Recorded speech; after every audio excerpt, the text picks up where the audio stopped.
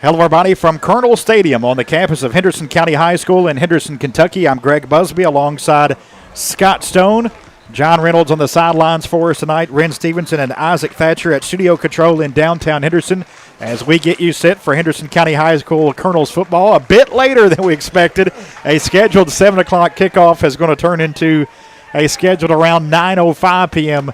kickoff with a weather delay here at Colonel Stadium and really throughout Western Kentucky and Southern Indiana. The Panthers and Colonels each came out on the field about 7 minutes ago to start their warm-ups. Got them a bit of a 15-minute warm-up period.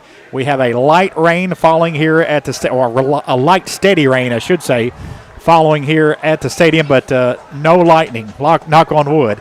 Any lightning would be a 30-minute delay, but we hadn't seen any in probably about 30 minutes. So that allowed the teams to come back out. And we're going to play some football here tonight, hopefully at least get started in the next 6 minutes here on WSON. You can also watch tonight's game on our YouTube channel, WSON Radio on YouTube, and the Facebook page. Dan Thompson, our video producer tonight, hanging out with us in the booth. He got on some college football games. Giving us the entertainment tonight. Worked out well. The Reds got a big win, unfortunately for your Cubs, Scotty, but the Cubs, they're good, yeah. We're probably going to get the top wild card. So we were able to get to that Reds game as the Reds picked up the victory over the Cubs. A great job by Isaac Thatcher and Ren Stevenson at studio control for hanging on. It'll be a long night for them as well and a long night for us, but glad to be with you. I think it's much better than coming back and trying this again tomorrow, and that's what the coaches got together with administrators and said, it looks like the heavy stuff, this, as Scotty was mentioned earlier about the reds and yellows that was on the radar, have kind of gone away. Some green still, obviously, with the rain falling, but with the turf here, should be no problem for tonight's actions. And we'll get an update from John Reynolds just kind of on the turf as the teams are out warming up a bit later here as we approach kickoff on WSM. But Scotty, good to get this one in. Daviess County comes in with a record of 2-2. For folks just joining us, obviously we've been through the majority of our pregame as the delay didn't get going until about 3 minutes before kickoff. So we were through with our regular pregame interviews and things like that. Our coverage of the Colonels, presenting sponsor of Colonels football this season here on WSON, is Robert John & Associates Injury Law Firm. Robert John & Associates with their attorneys living right here in Henderson, and glad to get some football tonight here in Henderson, Scotty. Yeah, no doubt about it. Looks like, I hope we're going to play. And the refs are out there talking to both coaches, which is kind of concerning. Oh, boy. Go ahead, Scotty. I think everything's all good. So what do you want to go? You go the keys of the game? Keys of the game brought to you by D. Patrick Ford. What do you got? All right, keys of the game. Turnover battle. It's going to be a big one tonight, especially if it's going to rain at least for the first half. It looks like it's probably going to rain the whole first half. Daviess County has caused 13 turnovers, Greg, already. But their quarterback has thrown for 2 touchdowns and 4 interceptions. So he's doubled the amount as Daviess County won the toss and deferred, so the Colonels will get the ball first. Offensive has to put positive drives together, Greg. No penalties, no bad snaps. Of course, they're going to go under center a little bit more this week, so maybe that'll clear up some of that. But we've got to do positive things on offense. If you don't score, that's okay, but you at least got to move the ball down the field a little bit and have a good punt so they don't have a short field to work with. And number 3, the biggest one of them all, is this is big come and play almost every year that we play Daviess County, is that we're the more physical team. We got to come out here and be physical, Greggy. Colonels and the Daviess County Panthers. Our keys to the game brought to you by D. Patrick Ford. We'll hear from them, as well as James Runyon, Kentucky Farm Bureau. Will be back with the starting lineups and kickoff next on WSON.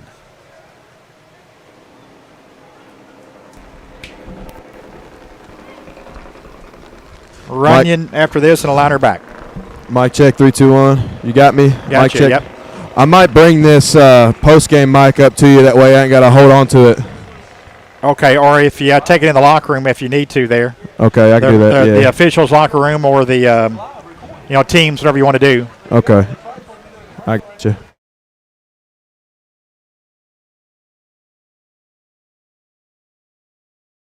When I was asked to join Owensboro Health's board, it felt like a calling. As a board member, I am a voice to the voiceless, bringing their concerns to the table to ensure continuous excellence. You're treated like family, with connection, compassion, and trusted care from neighbors who truly care. I am proud to help ensure that every voice is heard and every patient receives the care they deserve.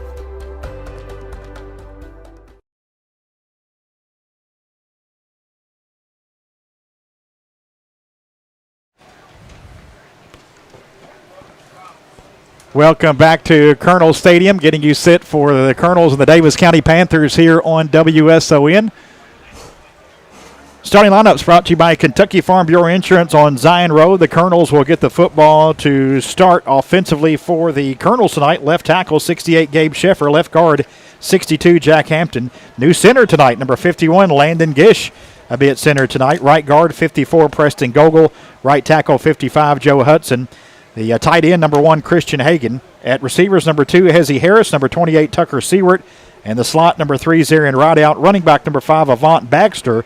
With Kingston Scheidler out tonight with that ankle sprain. Scheidler, the normal starter.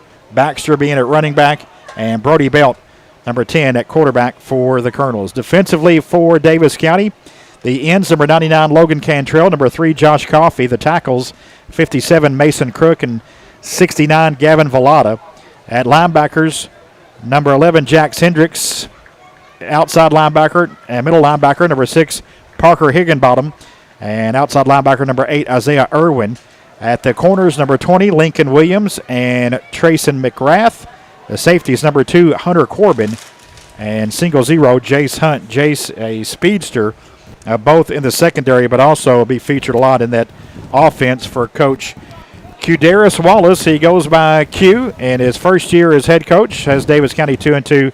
And again, the Colonels come in with a record of 1-2. John Reynolds is in the saran wrap downstairs. The ponchos are out. There is a light rain falling, so his number 1 duty is to keep the microphone dry and himself dry. Let's go down to John for the first time tonight. John? Yeah, that's right, guys. I probably look ridiculous, or probably a little bit less ridiculous than I looked earlier with my cowboy hat on. But yeah, definitely trying to keep this mic dry.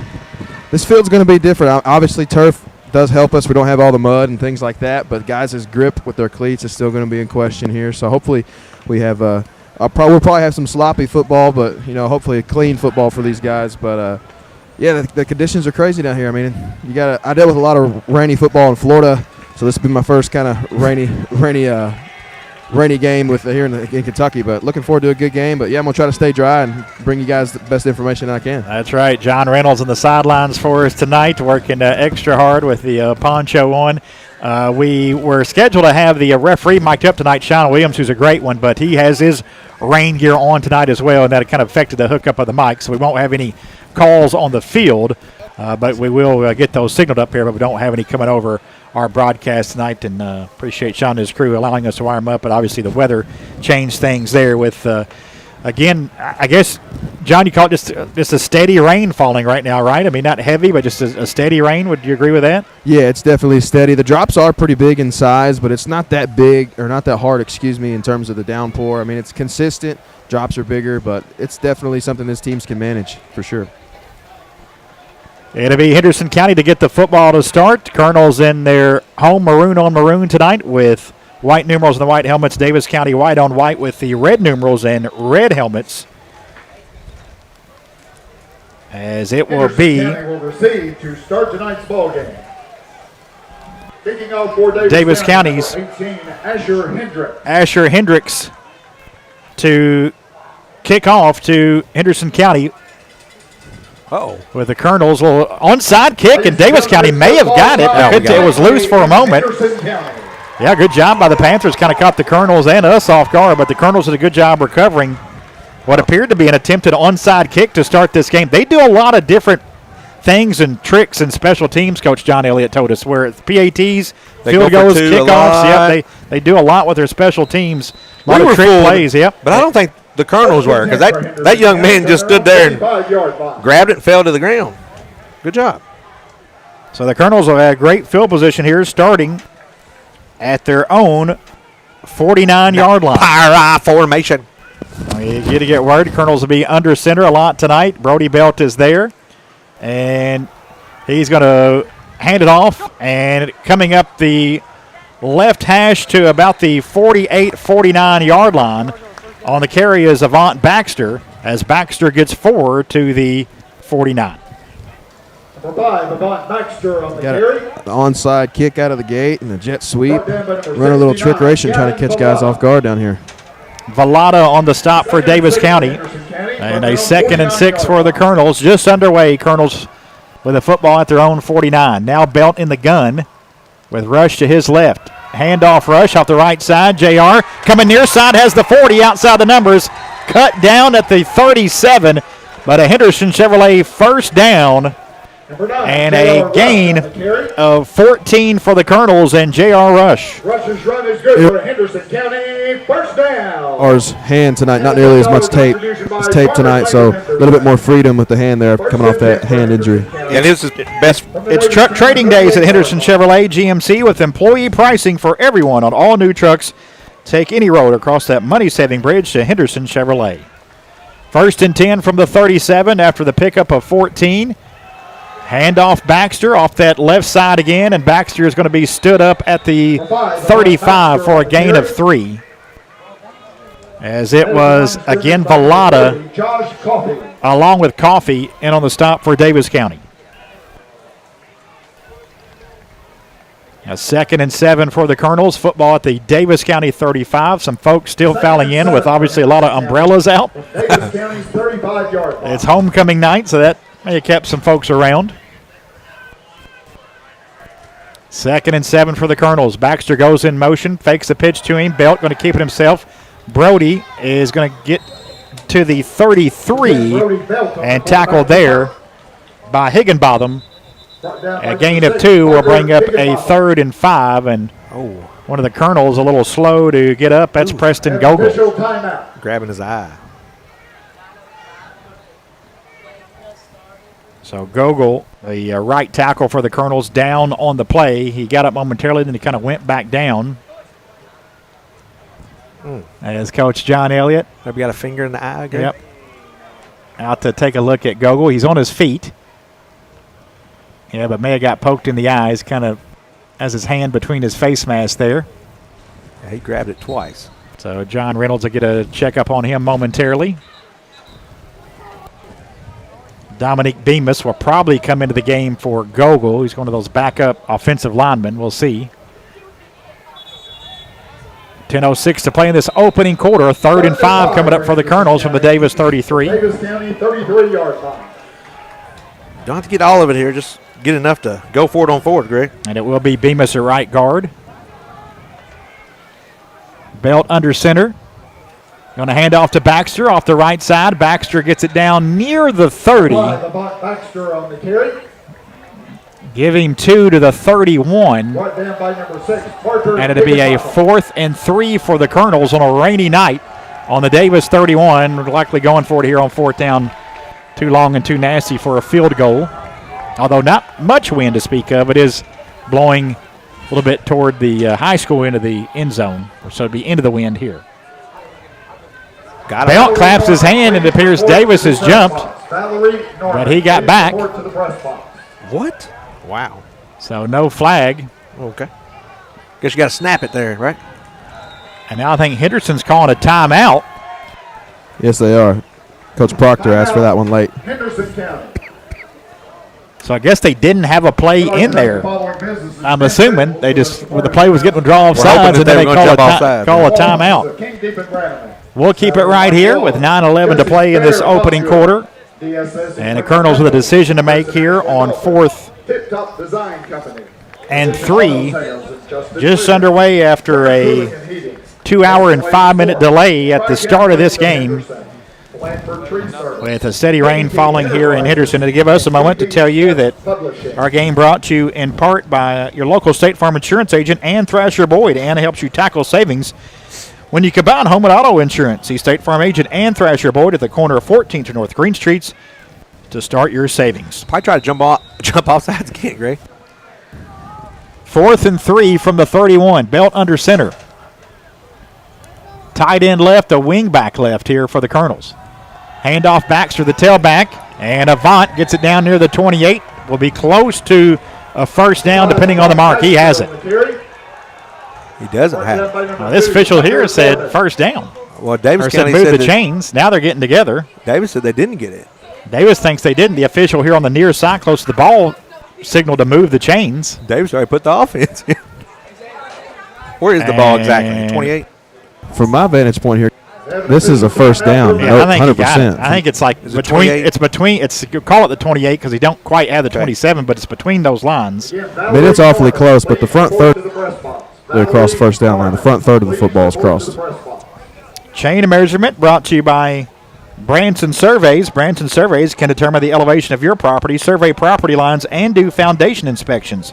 Branson Surveys doesn't work from 9 to 5. Branson Surveys works from start to finish as the chains have come out here. It was good to see Jack Ryan get that one rush, Greg. That was his best rush of the year, a 13-yard One of his only ones with that broken hand. Yeah. And Coach Elliott said he would be back. The cast is off there. Just got it wrapped so he can carry the ball, and they're going to stretch the change out. And it is no question wow, a Greg. Henderson first. Yeah, I said, Why are we talking about this? not sure.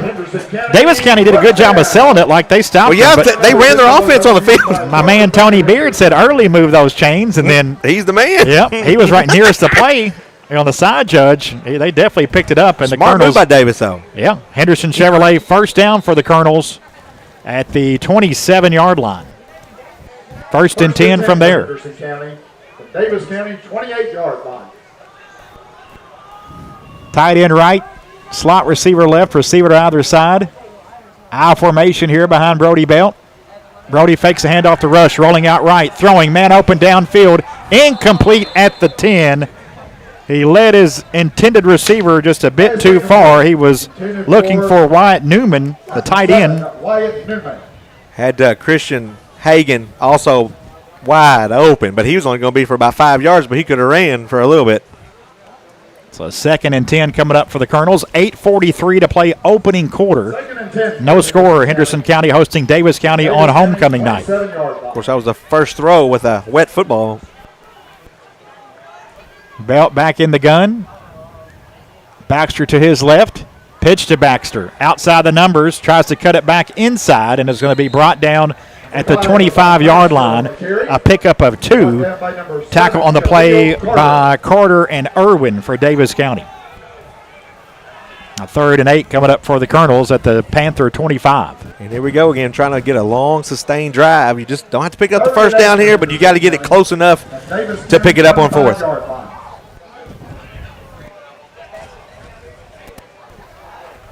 Coach John Elliott talked about that in the pregame show, getting into those third and manageable situations.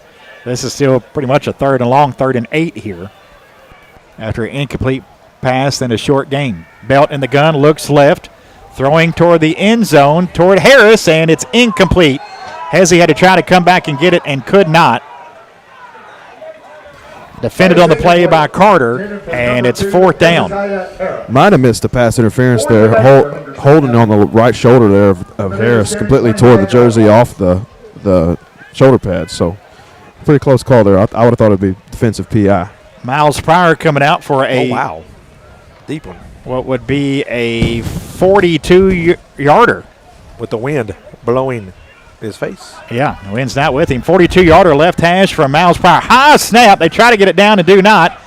Now running it is, I think, Turner. Or actually, it's Jack Dalton, and Dalton taken down at the 32. So a high snap Jack Dalton on the from field. Alec Thomas. Davis County takes Dalton over tried to get it on down, could not, then decided to run it, but tackled at the 32. So to end up being a turnover on downs, Davis County gets the football back. Wish I could have just got the kick off. If you get the kick off, the ball goes to the 20. Good point. But we lose 6. Kind of surprised we even tried. But there, man, another bad snap. Davis County from their own 30. And the Wind. Colonels continue bad on 3rd down. Wind is definitely starting to pick up down here on the field now. Blowing towards the high school. So first time we see the Davis County offense as Garrison Barker, the quarterback, will open from the gun. He's going to hand it off left side to Ridge Roberts, and Roberts falls forward Yeah. Ridge Roberts on the to carry. about the 31-yard line. We got lucky. No gain there. We got lucky. He fell down. His body was extended near the Yep. 33, but knee hit at the 31, so no gain for Ridge Roberts, a sophomore, He's a good on running back. first down there. He's got about 300 yards already this season. He can move now. Update on Google. He's heading back to the locker room. They've washed his eye out a couple times, trying to maybe get a closer look at it back in the locker room. Goodness. So a 2nd and 10 from the 31 for the Panthers. Barker fakes the handoff. Quarterback Barker going to keep it himself, coming near side, outside the numbers, near sideline, and he's pushed out of bounds at around the 37-yard line. The effects with the lights going here to the stadium for a moment. Scary. Everyone thought lightning. And That's what I thought. I was like, oh, no. A gain of 6 yards to the 37 will bring up a 3rd and 4 here for Daviess County. We should not do that until the rain at least stops tonight. Here we go. Big 3rd down here for the Colonels defense. 3rd and 4 for Daviess County from their own 37-yard line. Receiver to either side for Barker. Roberts, the tailback, in the pistol formation here behind the quarterback Barker. Barker, handoff to Roberts, who kind of stumbled at the 34. He did. And he's brought down by Rush He's at felt twice on his the own. 37 for no gain, and 4th down coming up. They give him a yard to the 38, so 4th and 3 for Daviess County. Punt team on their way out for the Panthers. We're not going to put nobody back? Oh, maybe because of all that trickery that they do, Greg? Yeah, I think it may be the case here. Now someone's going to go back. From their own 38-yard line. Jack Dalton will be back deep to receive, but they do a lot of tricks in special teams play. Back to punt for the Panthers, Lincoln Hoffman. As Hoffman set to punt for Daviess County. I'd say we just won't go after it. On a 4th and 3 here from the 38. Delay game. And it is a Flag on the play. delay a game against Daviess County, so that'll back them up 5 yards. Just our luck, the wind. Well, actually, that's good for our luck. The wind kind of stopped because it's actually going their way this time for the punt. This game's going to be low scoring if neither team can throw the football or stay on their own 2 feet. Snap is back. The punt high, end over end. A lot of height on that punt. Is going to hit at the 38. Take a Daviess County bounce and go inside the 35 down to near the Colonel 30-yard line. 37-yard punt for Daviess County's punter. Our game tonight being brought to you in part by DSS Rentals. Take it from Colonel's football junior Jack Dalton. DSS Rentals is Henderson's source for equipment rentals for commercial and residential projects, big or small. DSS Rentals has the tools for you. DSS Rentals on South Green and online at dss-rentals.com.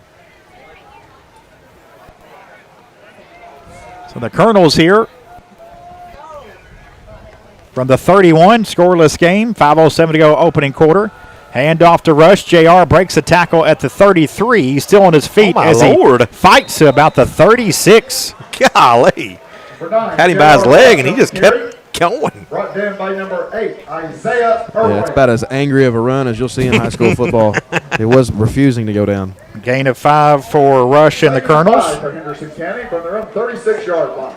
So you got an umbrella down there now, John. Yeah, I doubled up on my water protection here. There you go. Just thought I'd just keep all the technology. You're lucky you wasn't with us in Mayfield last year. 2nd and 5 for the Colonels from their own 36. Belt under center, I formation behind him. Handoff to Baxter, the tailback, trying to bounce it outside, right side, and is tackled at the 45-yard line. Nice pickup there for a first down. About 9 yards on that carry for Baxter.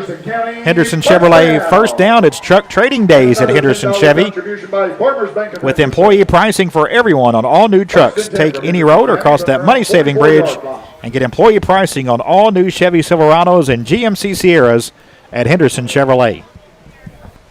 1st and 10 from their own 44. Scoreless game. 4 minutes to go, first quarter. Belt pitch to Baxter, fumbled the football, and it's still loose, and Daviess County is going to have it at the 39-yard line. Recovered by Daviess County. I don't know if you guys saw that up there. Did he toss that with one hand underhanded? The tossed it and looked very clean from here. Did not see that. It was Parker Higginbotham on the recovery. Colonels had a shot at it. It popped loose again, and the first turnover of the ball game. Daviess County has the football at the Colonel 39.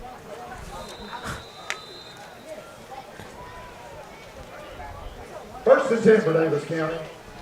Turnovers, we talked about that as key to the game.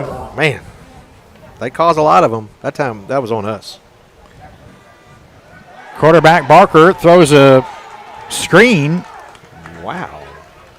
And it's completed, I think. 0, Hunt caught it, but he caught it think he way tossed it back. behind. Yeah, Yeah. so I guess it probably goes as Like a run pitch. there. Yeah. That was a live ball. Yeah, If we kind of a would backwards pass there, so that'd be like a run play. So they and lost it's a going to be a bunch. loss of 9 yards back to the 48. For Davis County. A 2nd and 19. Henderson County 48-yard line. So both teams having a little issue holding on to the football.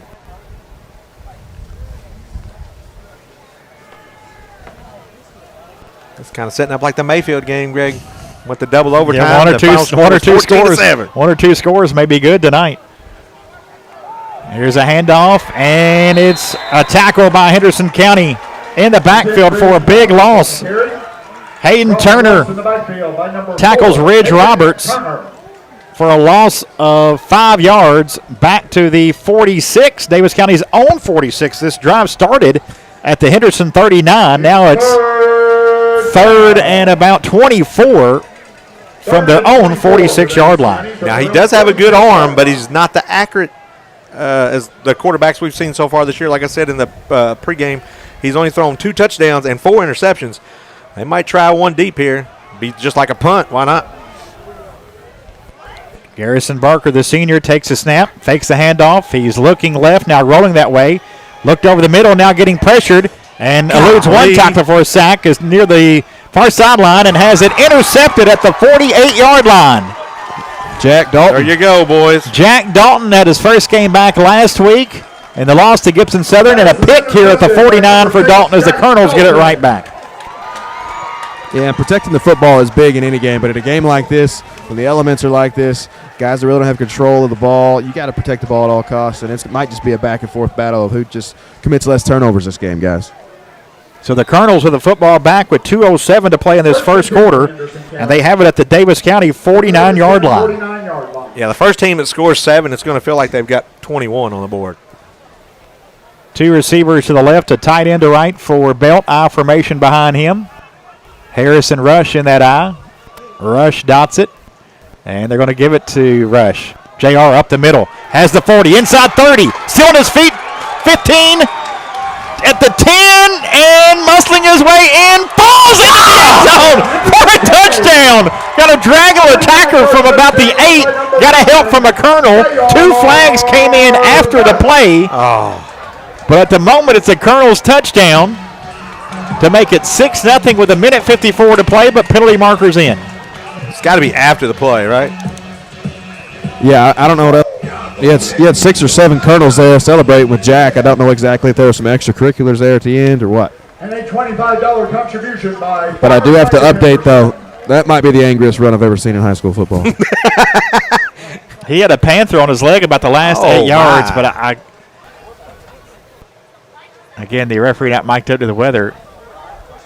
So not sure what the call was, but they're going to put the football back at the 6. I don't know if he can be helped into the end zone. That's what it is. Yeah. Remember, we saw that last year. You cannot, or it was a couple years ago, you can't push somebody forward. So where he was down at, where they try to push him in, you have to stop right there and then move it back 5 yards for a 5-yard penalty. Yeah, player cannot pull or into the end zone. But I don't think it's more than 5 yards. Hold on here. I guess it is. Maybe it's I think My he bad. signaled personal foul there. Is that what that is? The ball is going back to the 16. Yeah, because he's the Mr. Official is doing a good job of explaining that to the Colonels right now. So the 16 yards. So Greg, So no touchdown. So the Colonels do have a first down on a Henderson Chevrolet first down, a gain of 32, and have it a 1st and 10 at the 16. Handoff Rush. And this time Jack Ryan taken down for a yard gain at the 15, tackled by Josh Coffey. boys, we got to punch this one in though. This would be a big momentum switch if we don't get this thing in the end zone after that. 2nd and 9 coming up for the Colonels with the football at the Panther 16. Minute 20 to play in this opening quarter. Had a 2-hour delay at the start of this game. Scoreless game here from Colonel Stadium on homecoming night. Greggy, the night that we needed them to be mic'd up, so we could have heard the call. Yep. Could have used some explanation on that, but I believe that's what it was. Yeah, that's what it was. I formation from Belt. Tight end right, Newman. Brody's going to hand off to Baxter off the right side. Avance inside the 10, brought down around the 6. He'll be close to a first down with under a minute to go here in the first, depending on the spot. Looks like he's going to be a yard shy. They mark him down at the 8. Brought down by number 8, Isaiah Irwin. And here you go, 0 for 2 2. yard shy, so I guess it's a 3rd and 2. Looks like the 6 will be the first down. 3rd and 2. But they're at the 8. Colonels are thinking 6 here on the end zone. Yeah, let's go. 0 for 2 tonight on 3rd. Let's go, boys. We need this one. 2 receivers to the left. Newman a tight end to the right side, now left side. Belt under center. Hand off to Baxter, and nothing there for Avant. No gain on that play. Wish you could have changed the play at the line of scrimmage, Greg. Nobody was on Hezzy. That'll be the final play Oh, wow. of the first quarter. After one, Henderson County and Daviess County is scoreless. Colonels with a 4th and 2 inside the Daviess 10 when we come back for the second quarter after this on WSON. Ladies and gentlemen, that's the end of the first quarter. Your score, Henderson County 0, Daviess County 0.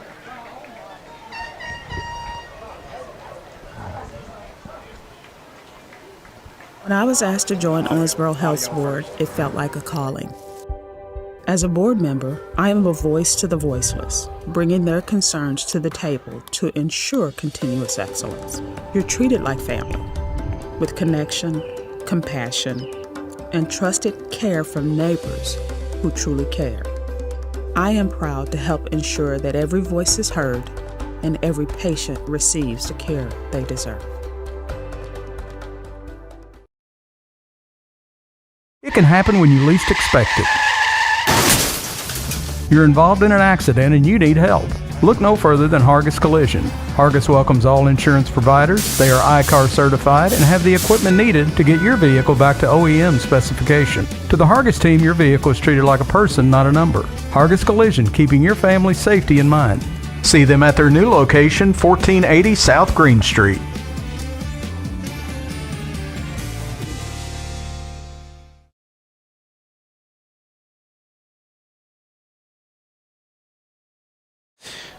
Getting set to start the second quarter. Colonels facing a 4th and 2 from the Daviess County 8. And the offense coming back out there, so they're not thinking about field goal here.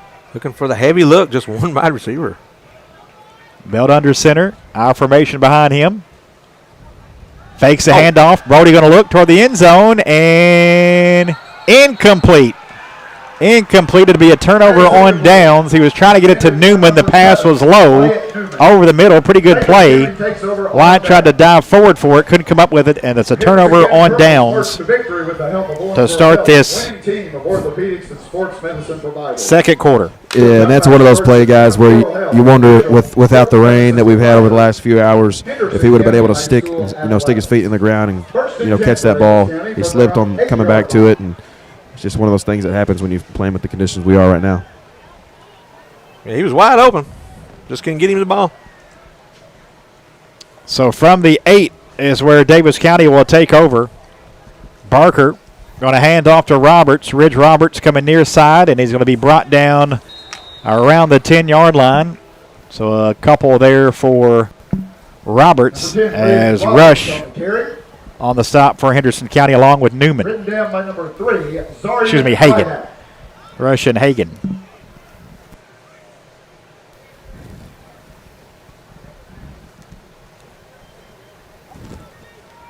And to bring up a 2nd and 8.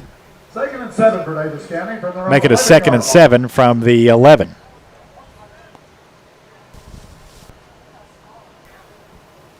Barker fakes a handoff, rolls out right toward the far sideline. Nearly tripped up. Now he's just going to tuck it and run and get near the 15 before he's run out of bounds. He's their second leading rusher. He likes to run. More than pass, really.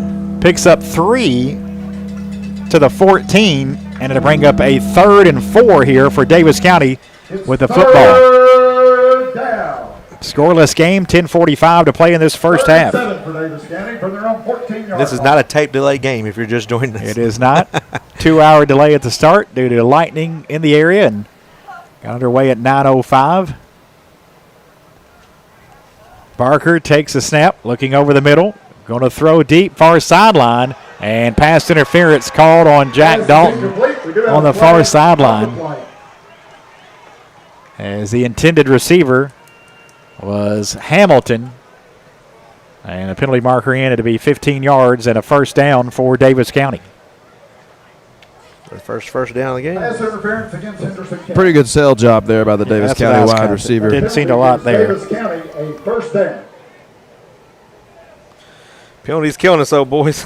And that was a big issue coming in tonight. Colonel's been penalized a lot through the first 3 games. 2 for 30. One of them cost us basically the ball on the 2-yard line, and that one just got them out of their end zone. Also, the penalty called back from a touchdown. That's what I'm saying. We'd have had On the ball on on the 2, yeah. Yeah.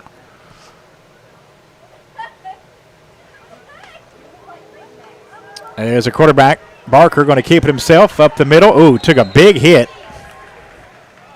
But he's going to pick up about 6 or 7 yards. Brought down by number 3, Zarian. As Rideout laid the wood to him, but Barker bounced back up.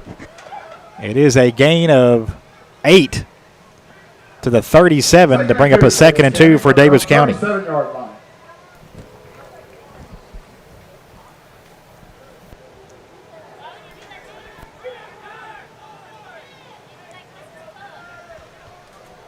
A 2nd and 2 for the Panthers. 2 receivers to the right, 1 to the left. Barker puts Jace Hunt in motion, and a penalty marker in. Got him. A legal procedure here against Davis County to back him up 5 yards. Difference is, though, they got 2 penalties for 10 yards. Legal procedure against Davis County. Tonight's game brought to you in part by Best Insured by Chase Fulcher. Score big, play smart, get insured by Chase Fulcher of Best Insured. 32-yard line.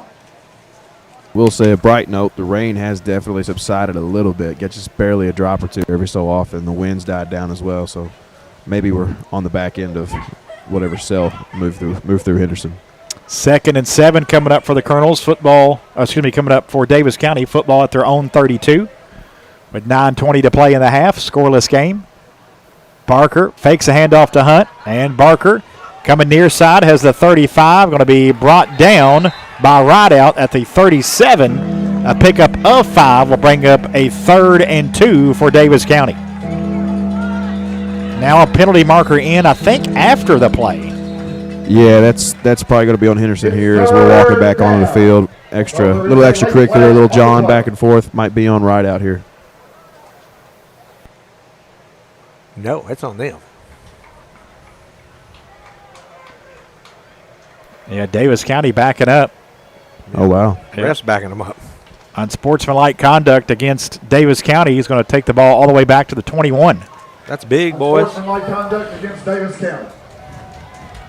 So what was going to be a 3rd and 2, Davis County shoots themselves in the foot. Now the ball all the way back at the 21.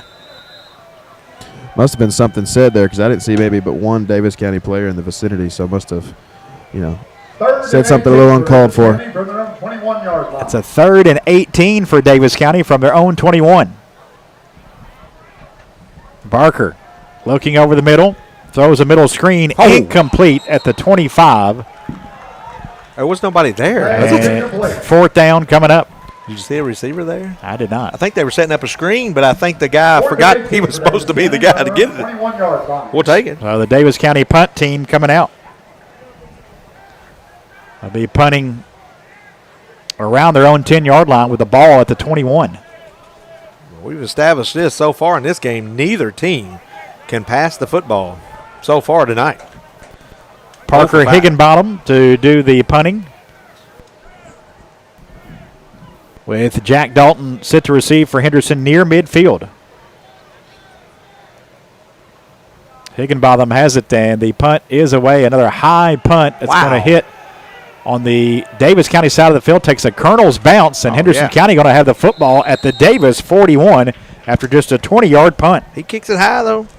That's what I was going to say, guys. I I've never noticed it until now, but the height of some of these punts getting over the top of these lights, it kind of gets out of the light and then gets in the dark and comes back down. It's maybe tough for a punter to try to field one of these if it gets above the light like that. If you've had an accident and need auto body repair, remember it's your choice which body shop to use. Classic Automotive and Collision Center on Lower 2nd Street under the overpass. Classic Automotive, where you're driving home their reputation. Colonels 1st and 10 from the Daviess 41. Belt in the gun. Hands off to Baxter, off the left tackle. Avant is going to get down to the 36 for a gain of 5 on first down for the Colonels. Corbin on the stop for Daviess County. We've had some pretty decent drives. Just haven't been able to finish them. And that's mainly because you're 0 for 3 on third down and 1 for 3 on fourth down. So 2nd and 5 here. Belt claps his hands. Brody has it. Hands off to Baxter off the right side this time, and he gets 2 to the 34. That's it. Number 5, Avant Baxter on the carry. As Baxter taken down by a couple Panthers. Coming off the pile there for Daviess County was Coffey, Josh Coffey. Brought down by number 6, Parker Higginbotham. Along with Higginbotham.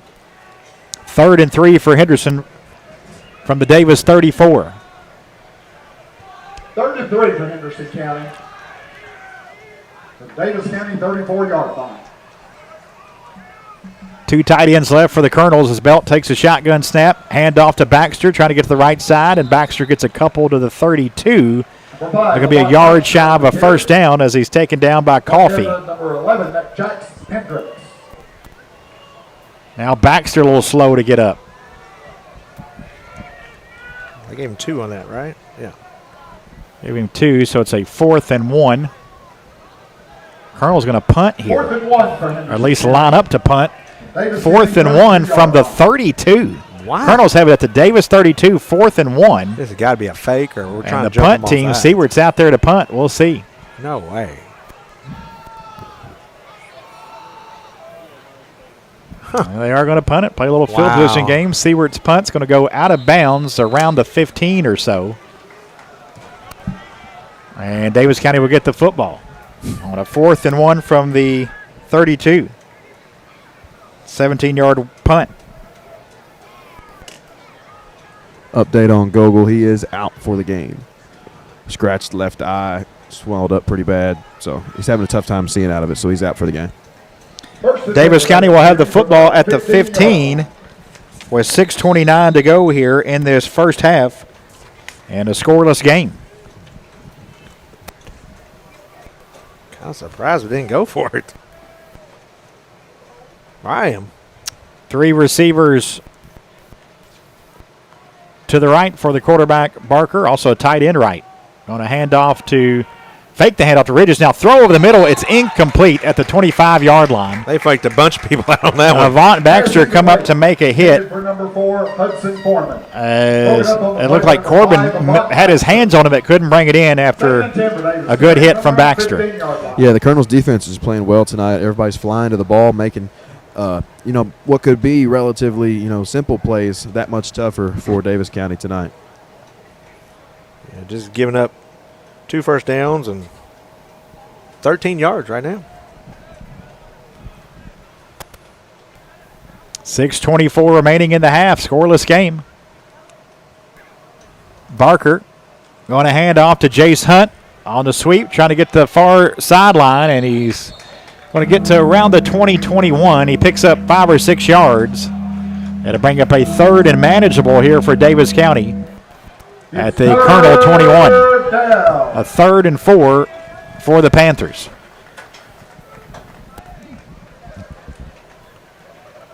I gave him the 26. Our game tonight being presented by Robert John and Associates Injury Law Firm with their attorneys living right here in Henderson. Robert John and Associates, our regular season presenting sponsor of Colonel's football here in 2025. 2 receivers to the left, 1 to the right for Barker. Puts a man in motion, slaps his hands, trying to get the Colonels to move. They do not. And now Daviess County is going to take their first time out of the half. We'll take it as well. 6:17 to go in the second quarter. No score between Daviess and Henderson here on WSON. Our game brought to you by Robert John and Associates. Secure your future with Ann Thrasher Boyd State Farm, providing excellence in life insurance for over 20 years. With us, your legacy is safe. Our dedicated team at 316 14th Street, Henderson, is ready to guide your journey towards financial security. Don't hesitate. Call us now at 270-826-9583 and embark on a safe, uncertainty-free tomorrow with Ann Thrasher Boyd State Farm.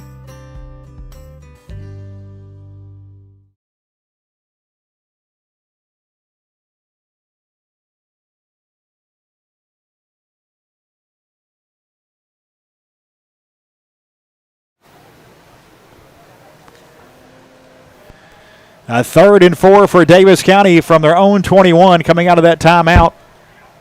Barker in the gun. He's going to hand it off to Hunt, who tries to cut it back, and Hunt reverses field, and it'll be brought down at the 26. Should be enough for a first down. Man, we had him. It did, yep. He's a speedster, though. Hunt made a nice cut back, and he gets 4 yards and a first down to the Colonel 25-yard line. So a pick up there on 3rd down for Daviess County. They're 2 for 4 on 3rd down. 1st and 10 for Daviess County from their 25-yard line. We might not get the ball back, boys, in this half. 5:50 to go in the half. No score between Henderson County and Daviess County. Homecoming night here in Henderson. Snap to Barker is going to hand it off to Ridge Roberts, and Roberts cut down at the 28. Picks up 3 yards, tackled by Christian Hagan, Brought down by number 9, J.R. along with Jack Ryan Rush. Christian Hagan. So a 2nd and 7 coming up here for the Panthers as we go under 5:20 to play until halftime. Had a 2-hour delay at the start of this game due to lightning in the area. Oh, boy, here comes craziness. We're short a man down here. Call timeout. Snap to Barker, going to throw deep, and it's going to be incomplete far sideline. Down at the 35, Avant Baxter in on the coverage. Did they bring? As it was McGrath, the intended receiver. Did they bring 2 linemen down here? They brought 3 offensive linemen towards the Henderson County sideline to set them up. Wow. Okay. But still, neither team has completed a pass yet. Wow. 3rd and 7 with 5:01 to play in the half. Henderson and Daviess County scoreless. Got 2 timeouts left. We need to get the ball quickly. Both teams with 2 timeouts remaining.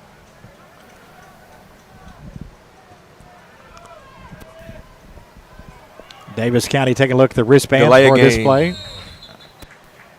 Did they get a timeout in before the yeah, delay they did. game? Yep, they did. But Daviess County calls their 2nd timeout. 5:01 to play in the half. No score. Daviess County facing a 3rd and 7 when we come back after these messages here on WSON. It can happen when you least expect it. You're involved in an accident and you need help. Look no further than Hargis Collision. Hargis welcomes all insurance providers. They are ICAR certified and have the equipment needed to get your vehicle back to OEM specification. To the Hargis team, your vehicle is treated like a person, not a number. Hargis Collision, keeping your family's safety in mind. See them at their new location, 1480 South Green Street.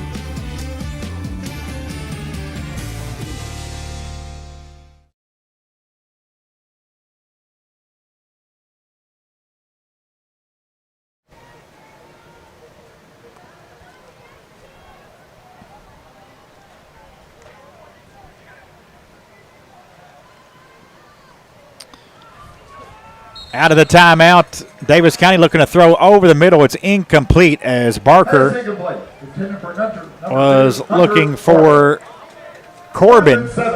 Corbin had a step on his man, but the pass had been underthrown, and it's now 4th and 7 for Daviess County. And the punt team coming out with the football back at their own 28. Yeah, hopefully another bad punt or maybe a block punt. Parker Higginbotham does the punting. A couple high punts his first times, not very long, but a lot of height on them. They went higher than they went down the field. And Dalton set to receive near midfield. Low snap. Higginbotham comes up and gets it. And the punt's coming to the near sideline. Takes a Daviess County bounce now back Henderson's way.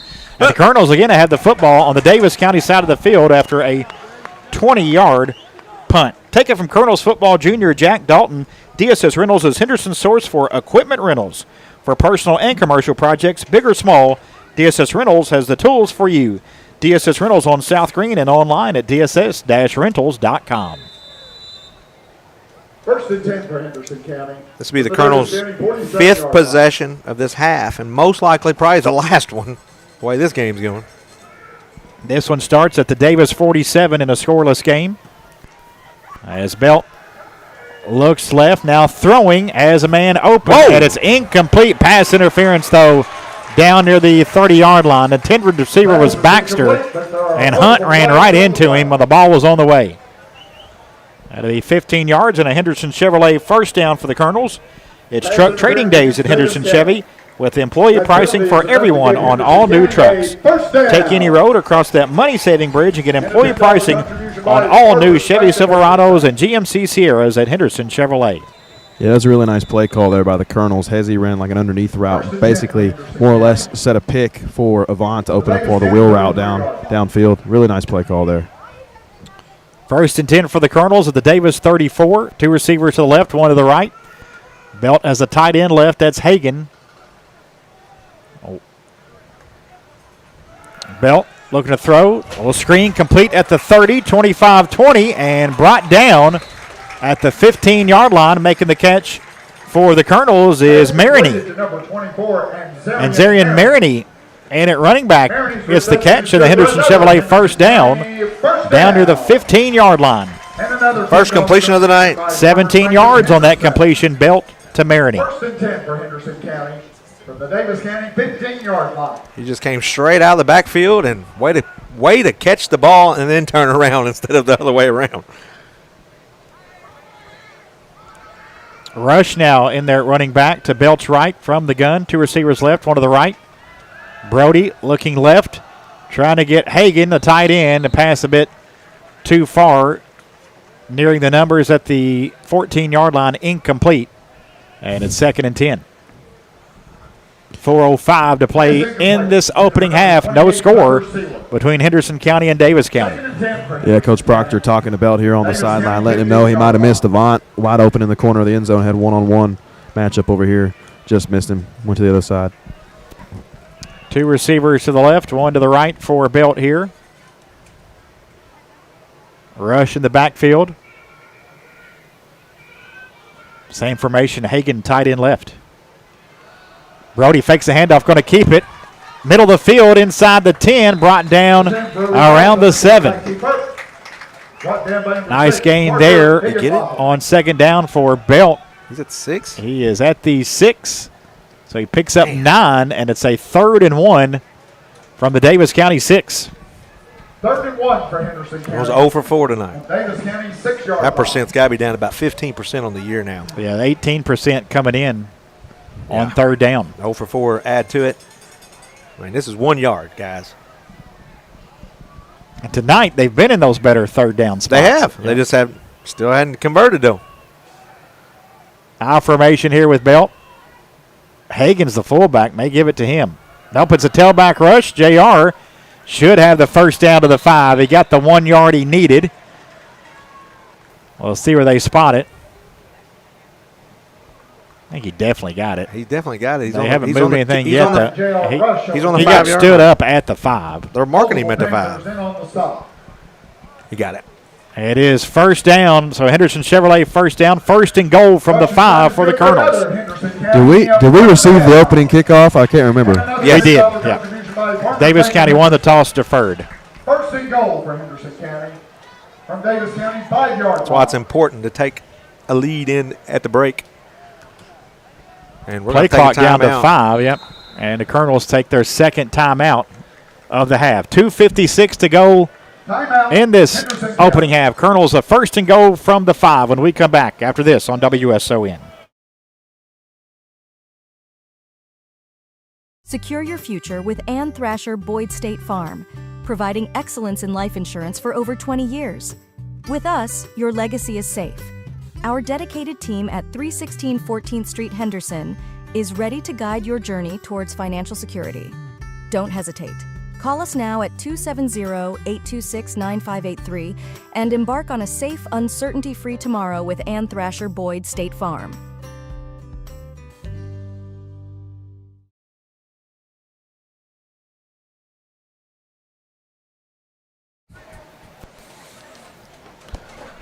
Scoreboard. There you go.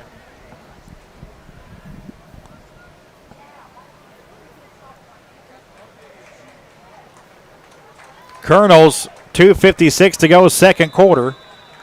First and goal from the 5. Each team one timeout left with just under 3 minutes to go in the half. Belt in the gun. Brody puts a man in motion, fakes it him. Belt off the left side. He's in for a 5-yard touchdown. The Colonel quarterback, Brody Belt, 5-yard touchdown run. And Henderson leads 6-0 with 2:51 to go in the half.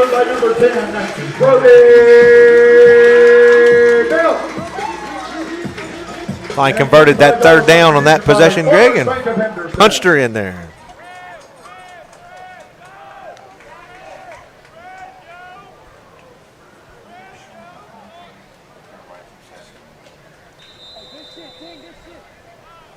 Pryor on for No, he ain't. Or yes, he is. the PAT. Colonel's a little They kind of lined up after there. I saw Jack Dalton sit the hold in the middle, but didn't see. And then Pryor ran over there for the extra point. Snap is down. The kick is up, and the kick is good. Henderson County 7, Daviess County nothing. 2:51 to go in the half. Back after this on WSON. Our game being presented by Robert John and Associates. It can happen when you least expect it. You're involved in an accident and you need help. Look no further than Hargis Collision. Hargis welcomes all insurance providers. They are ICAR certified and have the equipment needed to get your vehicle back to OEM specification. To the Hargis team, your vehicle is treated like a person, not a number. Hargis Collision, keeping your family's safety in mind. See them at their new location, 1480 South Green Street.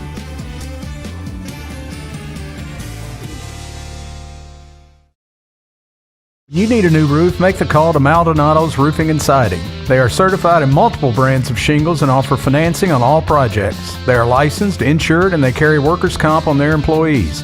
Honest pricing and guarantee on all work. Danny has over 25 years experience in the roofing and siding industry and has owned his own business for over 22 years.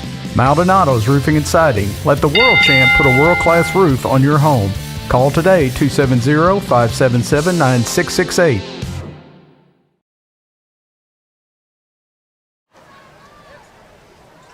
Back to action. 7-0 your score after the Colonels. Scotty's got the particulars on that drive, Scotty, as a 5-yard touchdown run by Brody Belt. 6 plays, 47 yards, 2:15 off the clock. Scoring drive recap brought to you by Best Insured by Chase Fulcher. Score big, play smart, and get insured by Best Insured. Daviess County from the 23 after a kickoff from Pryor. Handoff to Ridge. Actually, it's Hunt coming near side as the 30, 35, and pushed out of bounds just shy of the 40.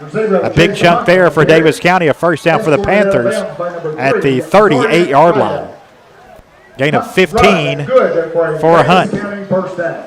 Seems like Make it 16 to the 39. both teams are starting to get their footing down, Greg, and picking up some chunks of yards now. Daviess County one timeout remaining. Colonels have one as well with 2:20 to play in the half.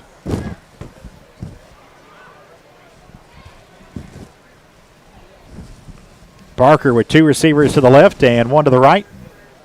Takes a snap. Hands off to Roberts, and Roberts gets to the 37, a pickup of 2 before he's taken down, but a penalty marker in on the far sideline.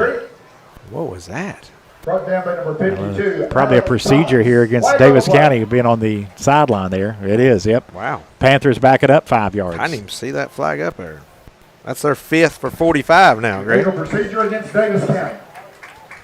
And a 1st and 10 goes to 1st and 15 with 2:01 to play until halftime. Keep that clock rolling. Maybe we can get out of here with no points on the board for the Panthers. Colonels lead at 7-0 with that Brody Belt 5-yard touchdown run. First and 15. 6-play, 47-yard drive. Colonels did shut out Henry Clay the second half of the game, so they do have a half shutout. Barker looking over the middle. Now being pressured out of the pocket. Steps up. He's going to run it. He has the 35. Needs the 40 for the original line of scrimmage and run out of bounds at the 45. About 4 yards shy of a first down.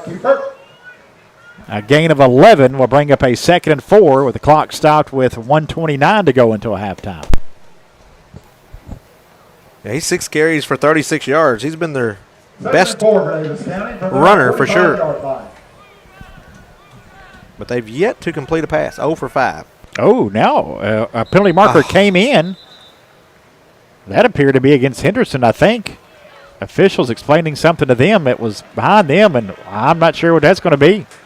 I think the Colonels were talking to the Panthers. They were already had spotted the ball. They're talking to the yeah, Reds. that had to be all talk there. And the ball's going to go to the 40. Wow. Penalty against Henderson County. Just gives them another first down. They got 5 first downs, Greg, and we've given them 2 of them. So they've only got 3 by their offense. So now Davis County with the ball at the Colonel 40. Handoff. It's Hunt, and he's going to be taken down at the 40 for no gain. They're going to hurry now. Excuse me. It's 1-0, not 0. So that was Ridge Roberts on the run for no gain. Hagan on the stop, a 2nd and 10 with 1:05 to go until halftime. Again, Davis County and Henderson each one timeout left. Henderson leads 7-0 with a final minute left here. And it is a timeout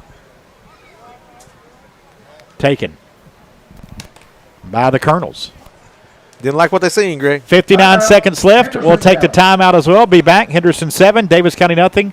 Final minute of the first half after this on WSON. You need a new roof? Make the call to Maldonado's Roofing and Siding. They are certified in multiple brands of shingles and offer financing on all projects. They are licensed, insured, and they carry workers' comp on their employees. Honest pricing and guarantee on all work. Danny has over 25 years experience in the roofing and siding industry and has owned his own business for over 22 years. Maldonado's Roofing and Siding. Let the world champ put a world-class roof on your home. Call today, 270-577-9668.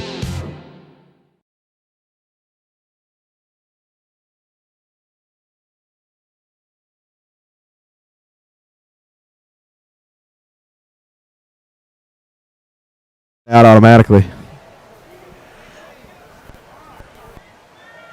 59 seconds left, and you wouldn't believe it if we told you, but during that break, the lights went out here at the stadium. At the moment, all the lights are out. We do believe the new lights are on a timer. The scoreboard is still on with 59 seconds left, but the stadium is dark. The lights have gone out here at Colonel Stadium after a 2-hour delay to start the game. Hey! And it's a flip of a switch. Not like the old days. We got to warm them up for about 20 minutes, Scotty. Thank goodness, Greggy. We've been another delay. We've had enough of those. They're right back on. We're on a timer, but they are back up and running. The explanation from Danny Perkins on a timer. Let's don't put them back on the timer, though. No, and you got to sit them for 4 hours anyway. These games go close to 3 hours with post-game and everything. So, I guess I didn't expect a 10 o'clock halftime. I don't know. We ain't even to halftime yet. And it's going to be a long halftime with homecoming coming up. We'll bring you that. Snap to Barker, and hit as he throws, incomplete. Boy, J.R. Rush. The blitz came, and it came hard. Yeah, perfect from Jack Ryan there. Got down the hill quick. Complete wide open gap for the senior, and he laid the hammer down. He got the ball out just in time. Otherwise, been close to a fumble. It's an incomplete pass, and it is 3rd and 10 for Davis County at the Henderson 40. Wow, he came that blitz. He was untouched, boys. 55 seconds left. 2 receivers either side here for Barker. It takes a snap. Barker getting pressured. He's going to be sacked back at the 47-yard line. He got him that time. J.R. Rush, classic automotive and collision center sack. Colonels may want to think about calling a timeout Nope, here. you ain't got none. Oh, you're right. Just last night, Daviess County used their last, and our Colonels did too. They got one, so they should let it go down to 1 second on the play clock, call time, and then throw a Hail Mary. Sacks brought to you by Classic Automotive and Collision Center. If you've had an accident and need auto body repair, remember it's your choice which body shop to use. Classic Automotive and Collision Center on Lower 2nd Street under the overpass. Classic Automotive, where you're driving home, their reputation. Yeah, Jack Ryan said he'd take my touchdown away. I'm going to get me a sack. Here comes a Hail Mary, I got a feeling. And did Daviess County take their final timeout or Yes, take sir. the delay of game? We'll see. Nope. Took the delay of Did game. they really? Yep. Daviess County. Why not throw her down the field? Now you think they're punting, right? The clock stops with 8 seconds left here in the half. And it's 4th and 23 for Daviess County football at their own 48. Or did they use their timeout, Greg? I think they did. That's what Okay. caught So me they off have guard. none? Yep. I was thinking actually Henderson had one, but they didn't have any. Henderson so. doesn't, but does Davis have one? I have Davis with one timeout, but I guess not. Because why wouldn't you call a timeout there and then throw her down the field? Both say 3 on the board. And so here they that go. keeps They're going to track of throw them her. there. Yeah, 4th and 23. May run around back there or something. They do snap it. And they're going to throw, and it's complete at the 38, brought down at the 28 with 2 seconds left. It'll be about 3 yards shy of a first down to the 33. First As the completion. pass was complete to Trayson McRath, but a turnover on downs. Henderson County takes over on down. As the Colonels will get the football with 2 seconds left, likely just go to a knee here. We'll see what happens. John Reynolds will have a brief word with John Elliott at the conclusion of this half. Both teams with one turnover. Both teams with one completion. Wet ball. The Colonels a fumble. Meanwhile, Daviess County threw a pick. Jack Dalton had that interception for Henderson.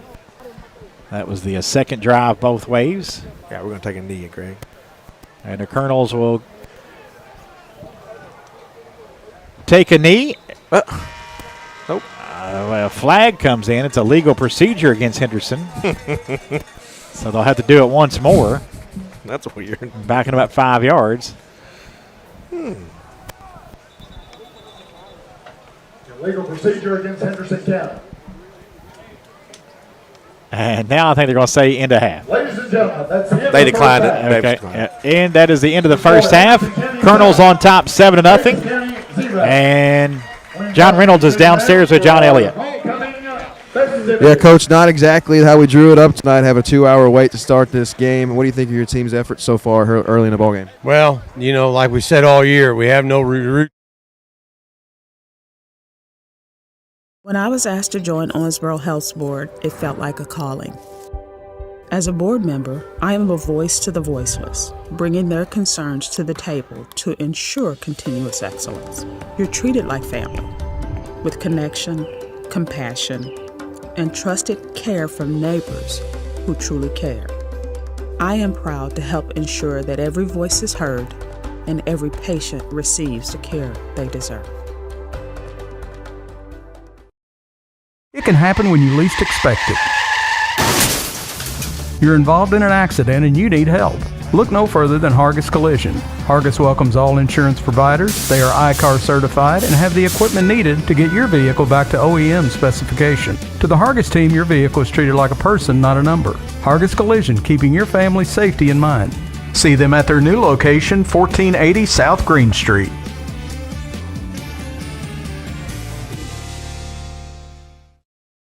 When you need a new roof, make the call to Maldonado's Roofing and Siding. They are certified in multiple brands of shingles and offer financing on all projects. They are licensed, insured, and they carry workers' comp on their employees. Honest pricing and guarantee on all work.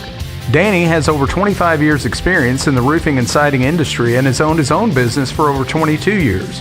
Maldonado's Roofing and Siding. Let the world champ put a world-class roof on your home. Call today, 270-577-9668. Secure your future with Ann Thrasher Boyd State Farm, providing excellence in life insurance for over 20 years. With us, your legacy is safe. Our dedicated team at 316 14th Street Henderson is ready to guide your journey towards financial security. Don't hesitate. Call us now at 270-826-9583 and embark on a safe, uncertainty-free tomorrow.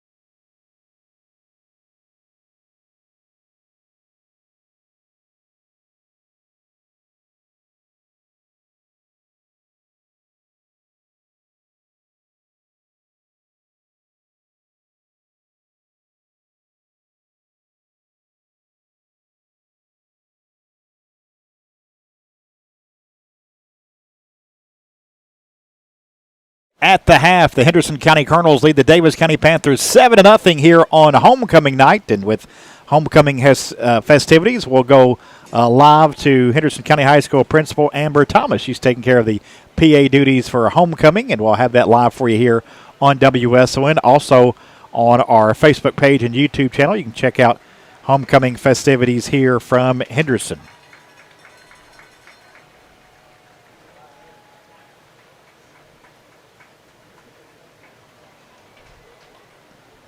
I think the freshman homecoming folks are coming out now. I think they were just announced, so we'll get the sophomore, junior, and senior class, I believe. Nothing's going on here at the stadium with the PA. They did announce the sponsors, but I'm assuming that was for... They announced the sponsors, but they're not saying who's going by. Or maybe they're going to walk up there. They just did that for the...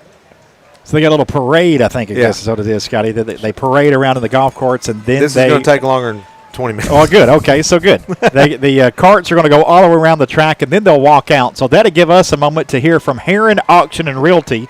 We'll hear from Heron and come back with the Hall of Fame announcements here from Colonel Stadium with the Colonels on top 7-0 after this word from Heron Auction and Realty.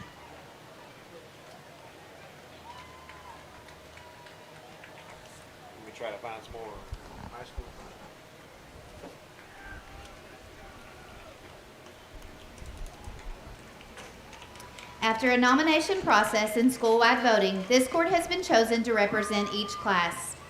Representing Heron Auction. We need to play Heron Auction. Livia Dixon. Livia is the daughter of Josh and Tara Dixon.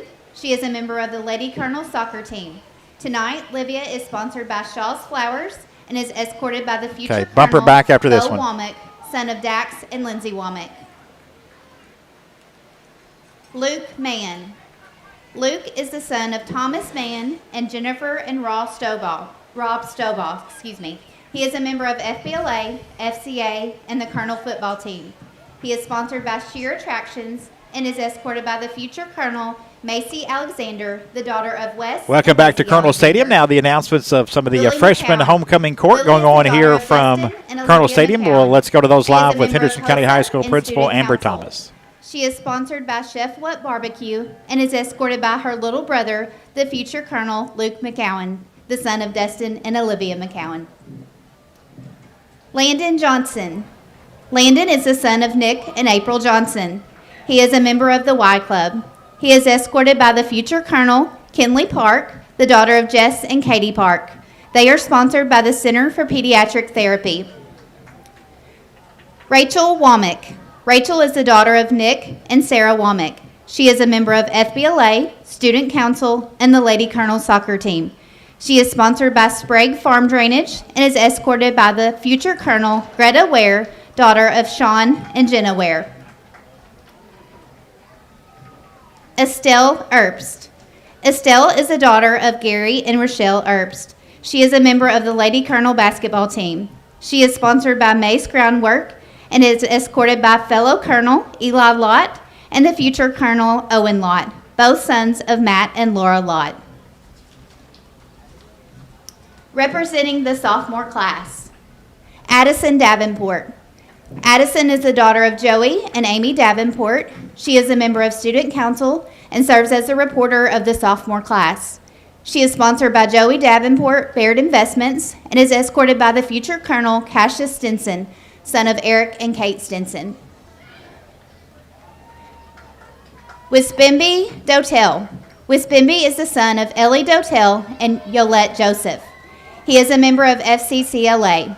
He is sponsored by Greg Sutton, Circuit Court Clerk of Henderson County, and is being escorted by his little brother, the future Colonel Eduardo Dotel, also the son of Ellie Dotel and Yolette Joseph. Alyssa Van Meter. Alyssa is the daughter of Mark and Amber Van Meter. She is a member of Skills USA, FBLA, serving as their reporter, and was elected the historian of the sophomore class. She is sponsored by Guidewise Financial and is being escorted by her little brother, the future Colonel Easton Van Meter, son of Mark and Amber Van Meter. Malachi Taylor. Malachi is the son of Erica and Kevin Taylor. He is a member of the Colonel basketball team. He is escorted by the future Colonel Kane Carter, the son of Kobe Carter. They are sponsored by B&C Discount Outlet. Sophia Evans. Sophia is the daughter of Ashley and Tommy Evans. She is a member of Student Council, is the Director of Communications for Educators Rising, and serves as the Secretary of the sophomore class. She is sponsored by William Gray Haberdashery and is escorted by her little sister, the future Colonel Eliana Evans, also the daughter of Ashley and Tommy Evans. Brayton Marlowe. Brayton is the son of Charles Marlowe and Carissa Minsterman.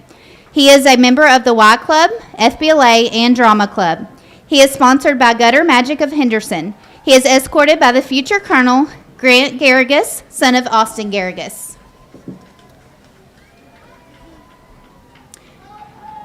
Astaria Thompson. Astaria is the daughter of Ronald Thompson and Christina Wilson. She is a member of Colonel Media, Y Club, Skills USA, Yearbook Committee, a student ambassador applicant, and the volleyball team. She is sponsored by the Matthews Drywall and is escorted by the future Colonel Tilly Shehorn, daughter of Jared and Leslie Shehorn. Adelie Zahner. Adelie is the daughter of Jonathan and Ashley Zahner. She is a member of Colonel Creations and is a Colonel cheerleader. She is sponsored by Beach Bum Farms and is escorted by future Colonel Hudson Thomas, son of Matt and Brittany Thomas. Stennett Wiggins. Stennett is the son of Ombre and Jessica Dennis and the late Chip Wiggins. He is a member of the Colonel Media and the varsity soccer team. He is sponsored by Shane Bogus State Farm and is escorted by his little sister, the future Colonel Emery Dennis, the daughter of Ombre and Jessica Dennis. Lily Payne. Lily is the daughter of Ben and Jen Payne. She is a member of Yearbook, the volleyball team, and is a student ambassador applicant. She is sponsored by Bluegrass Trailer Sales. Tonight, she is escorted by the future Colonel Declan McCormick, the son of Alyssa and Chris McCormick. M.K. Zollner. M.K. is the daughter of Jessica Zollner and the late Brian Zollner. She is a member of HOSA Choir and is currently a student ambassador applicant. She is sponsored by Triple J Jumps and is escorted by the future Colonel Jedediah Vos, son of Sarah Vos and Brent Vos. Brennan Wright. Brennan is the son of Aaron Fletcher and Justin and Ashley Wright. He is a member of the Colonel baseball and football teams. He is sponsored by Hometown Vision Care and is being escorted by his little brother, the future Colonel Isaac Wright, also the son of Justin and Ashley Wright. Maggie Grogan. Maggie is the daughter of Adam and Kelly Grogan. She is a member of HOSA Student Council, the Lady Colonel softball team, and is a student ambassador applicant. She is sponsored by Shane Bogus State Farm and is being escorted by the future Colonel Wilder Simpson, son of Bryce and Lauren Simpson. Hayden Reese. Hayden is the daughter of Eric and Joy Reese. She is a member of Y Club, Skills USA, FBLA, and is a student ambassador applicant. She is sponsored by the Kemper CPA Group and is escorted by the future Colonel Leah Gurton, daughter of Travis and Becca Gurton. Abigail White. Abigail is the daughter of Doug and Allison White. She is a member of HOSA, FBLA, Student Council, and is a student ambassador applicant. She is sponsored by Sophie Shaved Ice and is escorted by the future Colonels Sarah Ann and Laura Twiddell, daughters of Vince and Sally Twiddell. Now representing the senior class, Taylor Womack. Taylor is the daughter of Nick and Sarah Womack. She is a member of Student Ambassadors, Student Council, Y Club, National Honor Society, National Technical Honor Society, FBLA, HOSA, and holds the following offices: Store Manager of Colonel Creations, President of Membership for the Leo Club, President of DECA, CEO of Colonel's Corner Bank, and was elected the reporter for the senior class. She is sponsored by WW Seeds and is escorted by future Colonel Henry Renneker, son of Josh and Jessica Renneker. After high school, Taylor plans to attend Samford University and major in sales and marketing. Jack Logan.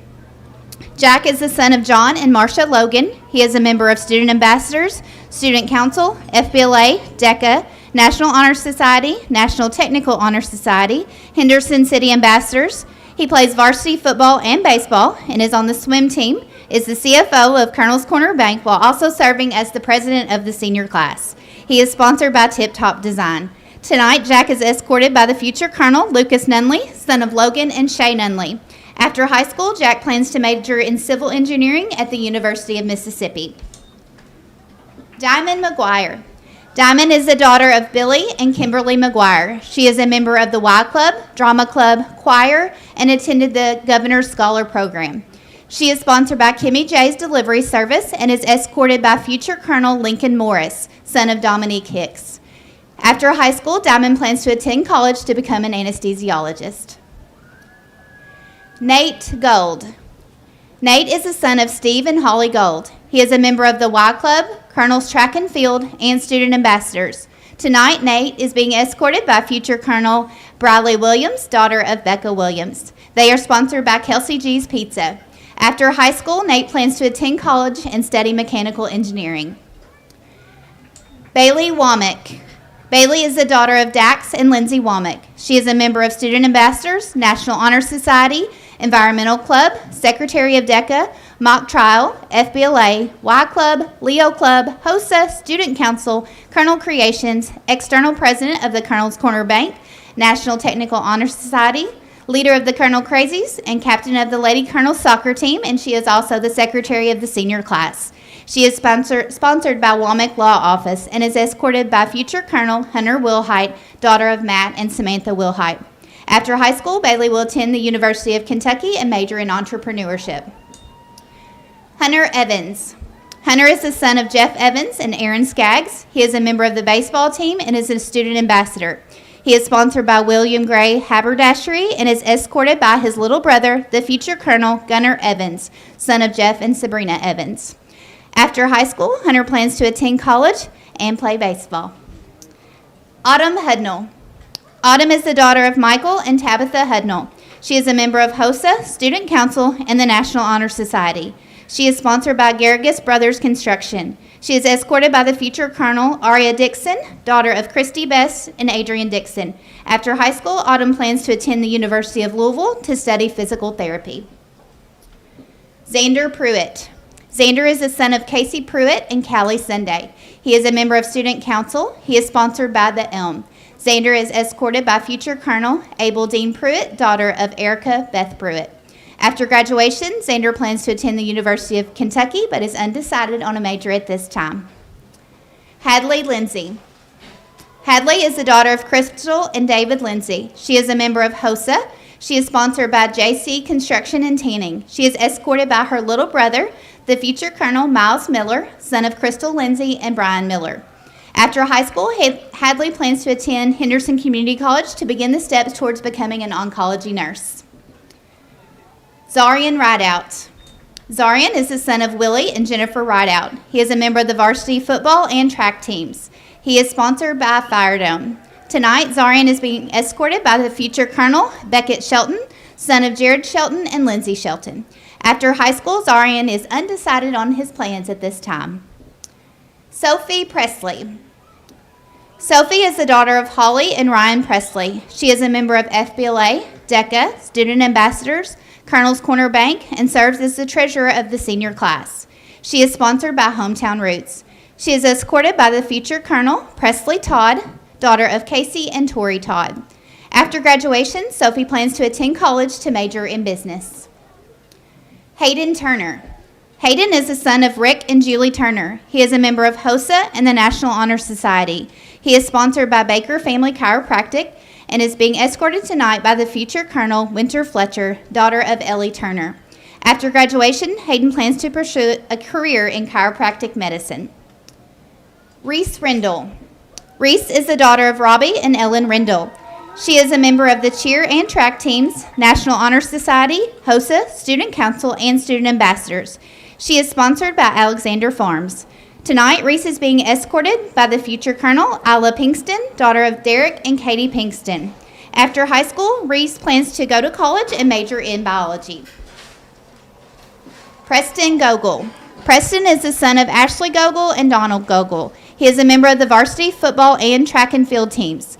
Preston is sponsored by Peak Brothers Barbecue. Tonight, he is being escorted by his little sister, the future Colonel Arrington Gogol, also the daughter of Ashley Gogol and Donald Gogol. Preston is undecided on his plans after high school at this time. Ira Plummer.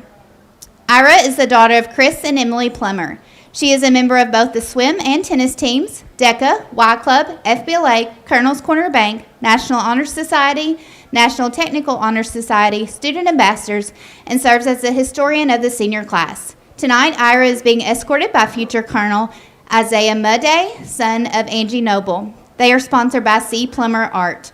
After high school, Ira plans to attend the University of Louisville and major in business administration. Jack Ryan Rush. Jack Ryan is the son of Ryan and Kim Rush. He is a member of the football and track teams, Student Council, Student Ambassadors, FBLA, branch manager of Colonel's Corner Bank, and serves as the vice president of the senior class. Jack Ryan is being escorted tonight by the future Colonel Cooper Chumley, son of Ryan and Chrissy Chumley. They are sponsored by EM Ford Insurance. After high school, Jack Ryan plans to attend college and major in business administration and continue his football career.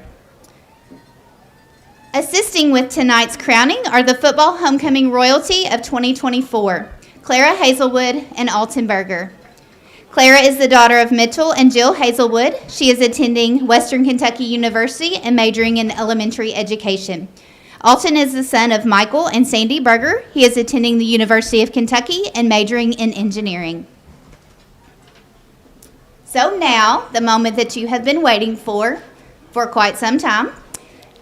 Your 2025 football homecoming royalty are Jack Logan and Diamond McGuire.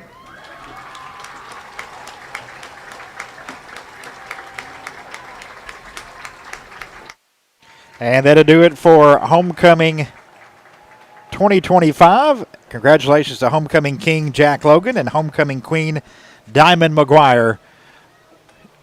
Homecoming 2025 here in Henderson. At the half, it's a 7-0 lead for the Colonels as Henderson County opened scoring late in that second quarter, and the Colonels finally got on the board as Henderson County, after in pretty good field position, Colonels had a 4th and 1 from the 32. Midway through the second quarter, elected to punt. That would force Daviess County to punt after that, so the Colonels get the ball back in pretty good shape at the Daviess 41. They got it down to the Panther 5-yard line, and Brody Belt with this play put the Colonels on the board.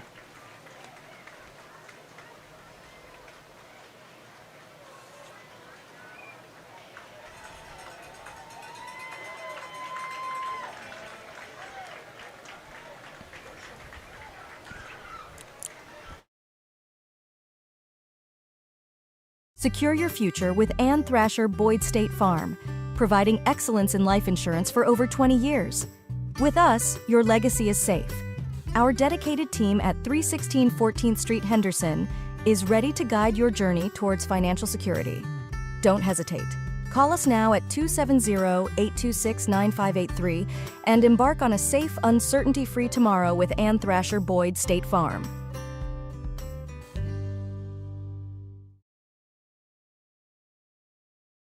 It can happen when you least expect it.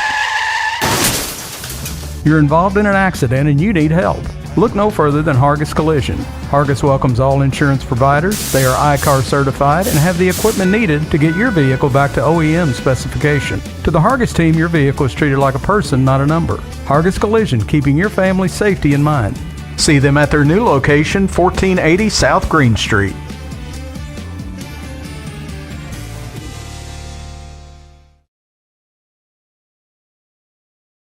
You need a new roof? Make the call to Maldonado's Roofing and Siding. They are certified in multiple brands of shingles and offer financing on all projects. They are licensed, insured, and they carry workers' comp on their employees. Honest pricing and guarantee on all work. Danny has over 25 years experience in the roofing and siding industry and has owned his own business for over 22 years.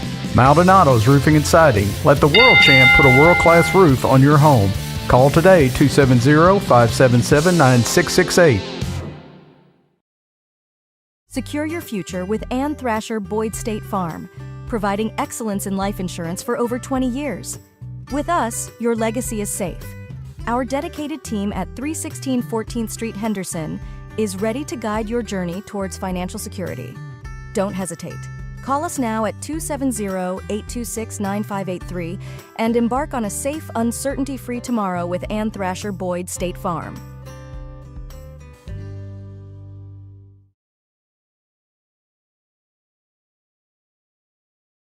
When I was asked to join Owensboro Health's board, it felt like a calling. As a board member, I am a voice to the voiceless, bringing their concerns to the table to ensure continuous excellence. You're treated like family, with connection, compassion, and trusted care from neighbors who truly care. I am proud to help ensure that every voice is heard and every patient receives the care they deserve.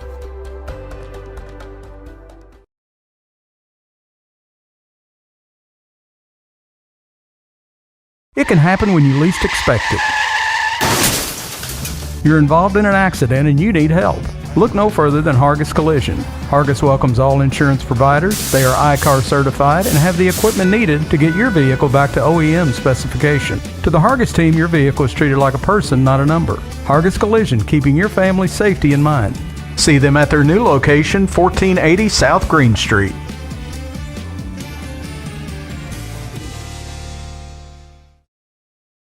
You need a new roof? Make the call to Maldonado's Roofing and Siding. They are certified in multiple brands of shingles and offer financing on all projects. They are licensed, insured, and they carry workers' comp on their employees.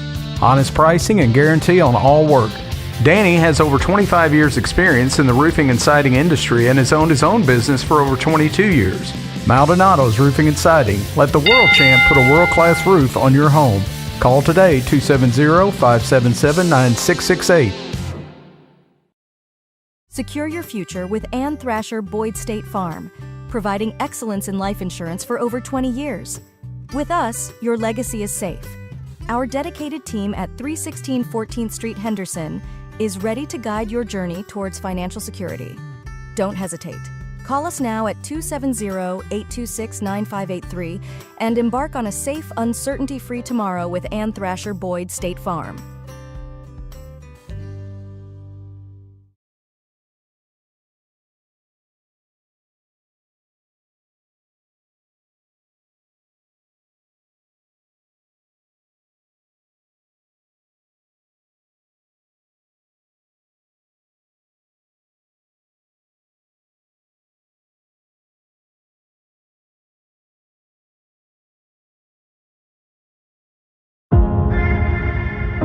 I am more than the box you put me in.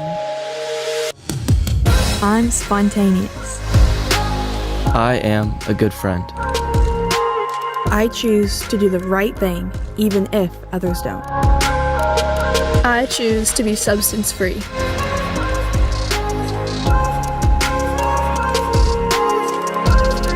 We aren't alone, and we are done with your boxes.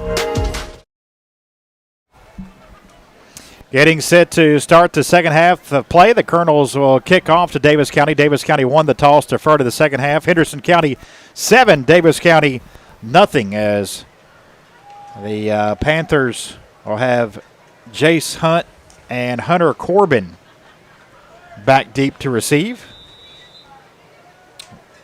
with Miles Pryor to kick it off. Daviess County receiving right to left here in this third quarter on homecoming night. Short kick taken at the 30-yard line, getting across the 30 and being brought down at the 39 on the return for Daviess County was the Panthers' Jaden Hamilton. Colonel's obviously a terrific job defensively in that first half, Scotty. Yeah, no doubt about it. You know, they haven't 38-yard I lost that stat sheet. They've only given up 61 yards and only given up 5 first downs, but 2 of those we gave to them on penalties. 38 officially, so 1st and 10 for Daviess County from there. They've not got the ball in the red zone yet. Garrison Barker in the gun. He has Ridge Roberts to his right, puts a man in motion. Fumbles the football. It's loose. I think the Colonels may have it. We're going to see. They're unpiling. It's like Wyatt Newman down. That's in the gut of Newman. He's They got call the the ball. quarterback. Well, I wonder. I got Garrison appeared to be down first. Okay. And then Newman took it away, and it's going to be second down. I think that's probably the right call. But a good job by Newman to make him think about it at least. So it's a fumble, and it's recovered by the quarterback Barker. It will be a loss of about 7, it looks like. Loss of 6, so 2nd and 16 for Daviess County. Yeah, it was a good call. Looked like he had it just as soon as he was down with it, yep. 2 receivers to the right, 1 to the left. Handoff Ridge Roberts trying to get off that right side. Cuts it back up the middle, and Roberts gets 2 yards to the 34. And third down coming up. Give him 3 to the 35, so it's a 3rd and 3. Down. Colonels did a really good job on defense tonight. On third down, they're just 2 of 6. But one of those was completed by a penalty. For Daviess County from their 35-yard line. So a 3rd and 3 here for the Panthers from their own 35 with Henderson on top 7-0. Early third quarter homecoming night game started 2 hours late due to a weather delay. So just starting the second half here. And Barker's going to try to run for the first down, but he's going to be stood up at the line of scrimmage of the 35. Oh, no. Penalty marker comes in kind of late. Yeah, they're going to get him for a, I guess, kept on bringing him down. But they're going to offset. Or they should offset. And then a flag comes out. Come on, guys. Yep, at the 45 after that.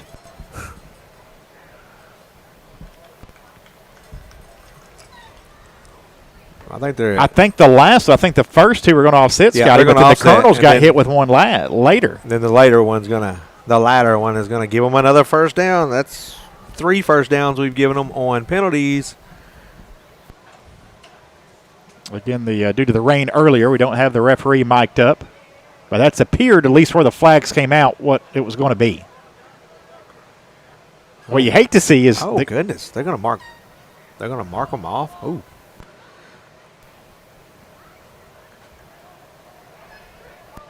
But that should have been at the 10, so that'd be the 27-yard line is where their penalty was, and then we got a 15-yard penalty.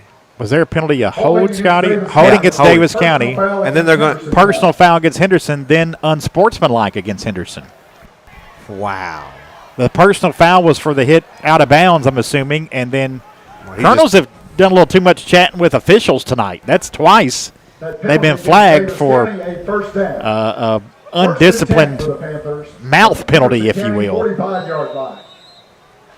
It's going to end up being Colonel's ball. It's going to be Daviess County ball at the Henderson 45-yard line. We just got 30 yards of penalty, Greg. Yep. But they got 10, so I guess 2 personal foul penalties. 20 total. Personal foul and unsportsmanlike. So at the football at the 45, 1st and 10 for Daviess County. With the football, Barker off the right side has the 35-30 far sideline, pushed out of bounds inside the 25-yard line to the 24.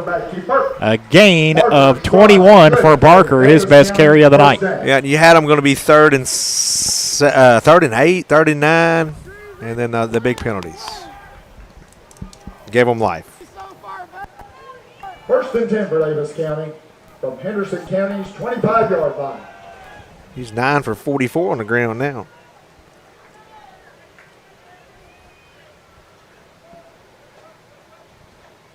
So 1st and 10 from the 24 now for Davis County. 10 minutes to play, third quarter. Henderson leading 7-0. Snap to Barker. Barker going to keep it himself, coming to the left side. And Baxter runs into him. Barker gets down to the 15, penalty marker back at the 21. I think they got him again for holding. Quarterback keeper, flag on the play. Kind of half-hearted tackle there by Baxter. He just kind of leaned his shoulder into him, didn't try to wrap him up at all, and he got 5 more yards. Referees letting our sideline know to stop the chatter. We've been asking for a few holding calls these last couple plays. He, I guess, put the hammer down to us over here, told us, kind of give us a warning. So there was a hold, though, against Davis County there, so they got that one back to the 34. 1st and 20 for Davis County from Henderson County, 34-yard. Boy, both teams racking up the penalties here in this quarter, Greg. On this one drive, they've got 20 yards of penalties. We have 30. 50 yards of penalties between the two teams on one drive. 1st and 20 here for Davis County at the Henderson 34. That's an amazing stat, Scotty. Handoff up the middle. It's Roberts who gets inside the 30 down to the 27. Tim Ridge Roberts on the carry. He gets about 7. Brought down by number 7, Wyatt Newman. And it brings up a 2nd and about 12 here for Davis County. There's still plenty of time to get more of those yellow things. 2nd and 13 for Davis County. From Henderson County's 27-yard line. 2nd and 13 from the Colonels 27. 9 minutes to play, third quarter. Henderson 7, Davis County nothing. Panthers ball. Barker takes the snap, looking over the middle. Going to throw deep. Looking for Hunt in the end zone, and it's incomplete. Knocked away by Maroney. Good coverage by the Colonels, and 3rd and long coming up for Davis County. Young sophomore's got a lot of speed there. I wish you could have turned around just a second. I was kind of worried that they were going to flag him for not turning around there. He really didn't make a play on the ball. Didn't get the head around him. He just threw his hands up, but got away with one there. I think if he turns around, though, he might have had a pick. Yeah, very true. 3rd and 13 for Davis County from Henderson County, 27-yard line. Well, let's either hold them or they earn it. Let's don't give a 15-yard penalty here. Receiver to either side for Barker. 2 tight ends left. Ridge is running back to his left also. He's going to leave it off with Ridge Roberts, who's inside the 20, still on his feet. 15, 10, 5, touchdown. 27-yard touchdown run for Ridge Roberts, and Davis County a chance to tie it with 8:42 to go in the third. 27-yard touchdown run by number 10, Ridge Roberts.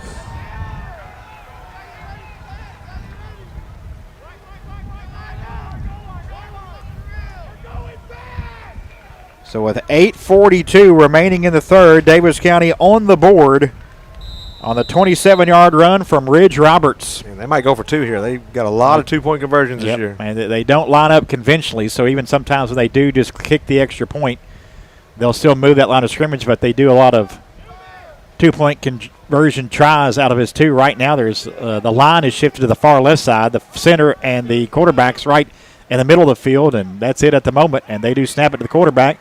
Throws for the end zone, incomplete. I think a Colonel got a hand in on that one, so the 2-point conversion is no good. 8:42 to go in the third. It's Henderson 7, Davis County 6. Back after this on WSON. When I was asked to join Owensboro Health's board, it felt like a calling. As a board member, I am a voice to the voiceless, bringing their concerns to the table to ensure continuous excellence. You're treated like family, with connection, compassion, and trusted care from neighbors who truly care. I am proud to help ensure that every voice is heard and every patient receives the care they deserve. It can happen when you least expect it. You're involved in an accident and you need help. Look no further than Hargis Collision. Hargis welcomes all insurance providers. They are ICAR certified and have the equipment needed to get your vehicle back to OEM specification. To the Hargis team, your vehicle is treated like a person, not a number. Hargis Collision, keeping your family's safety in mind. See them at their new location, 1480 South Green Street.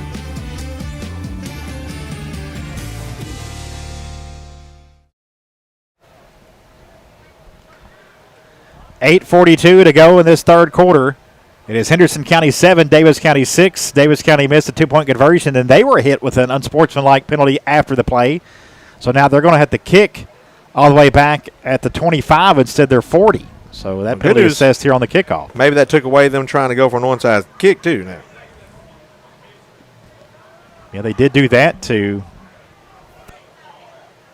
open up the ball game. That had a 2-hour delay before it started.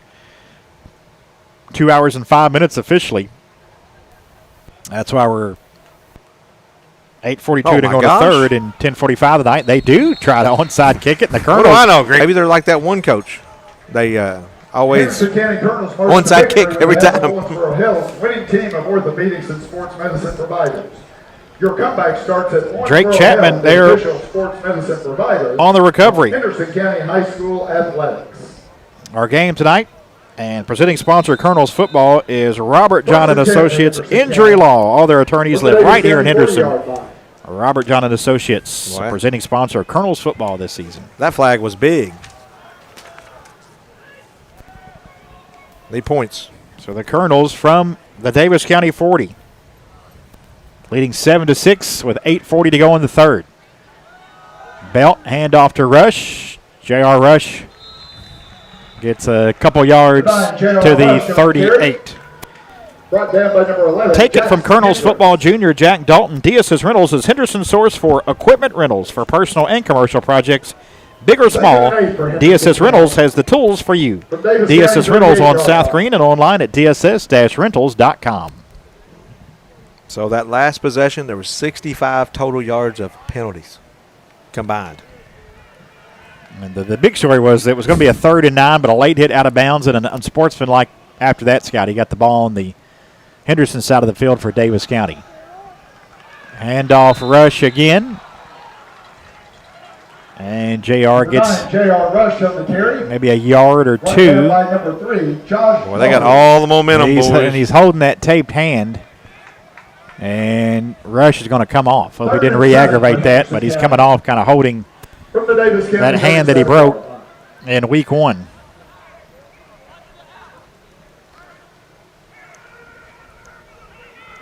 Maroney in the ball game at running back now. 3 receivers to the left, 1 to the right for Belt, who's in the gun. Brody takes the snap. Looking right, pump fakes, now throws, looking for Baxter, and it's incomplete down at the 5-yard line. Broken up. Intended for number 5, Avant Baxter. At the last minute. 7 for Henderson County. By Williams, it appeared, and Daviess County's 37-yard bounced off Baxter's shoulder pad, and with a 4th and 7 at the 37 coming up, the punt team coming out for the Colonels. Yeah, Brody throws the pump fake there, trying to get a receiver or get the defender to kind of change his direction. Really not much of a change there for that defender. Then he got help over the top as well. Made that a tough play. Low snap. Siewert can't pick it up, and he's going to be drilled. Daviess County picks up the football at the 50-yard line. Wow. A bad snap. And then Siewert went to pick it up. He just kind of tossed it, it seemed. And they actually, I think what they did is called that a pass. A forward pass. The ball should have went back. No, it was down. It is. I think he tried to toss it up and tried to punt it. Back to the 37. Okay, so maybe John said maybe try to toss it up to punt it. Yeah, he grabbed it and just kind of lofted it, just trying to get the foot underneath it, but he got hammered as soon as he did. So it's right on the 50 for Daviess County after that bad punt snap. Barker hands off to Roberts, and Roberts may lose a yard here. Number 10, Rich Roberts on the carry.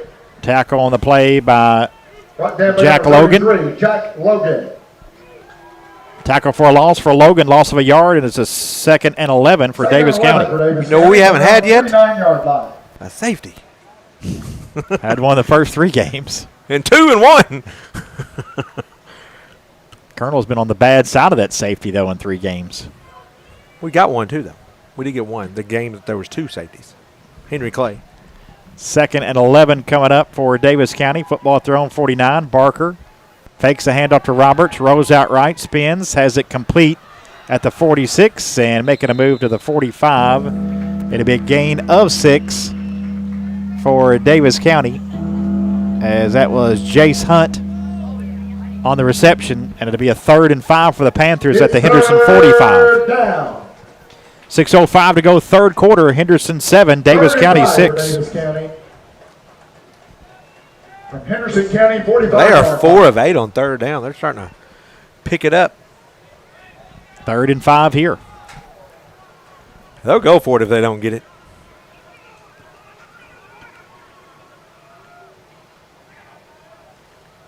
Barker, handoff to Roberts. Roberts trying to get the outside, and I believe he does, and has the first down at the 39. A pickup of 6 and a first down for Davis County at the Henderson 39.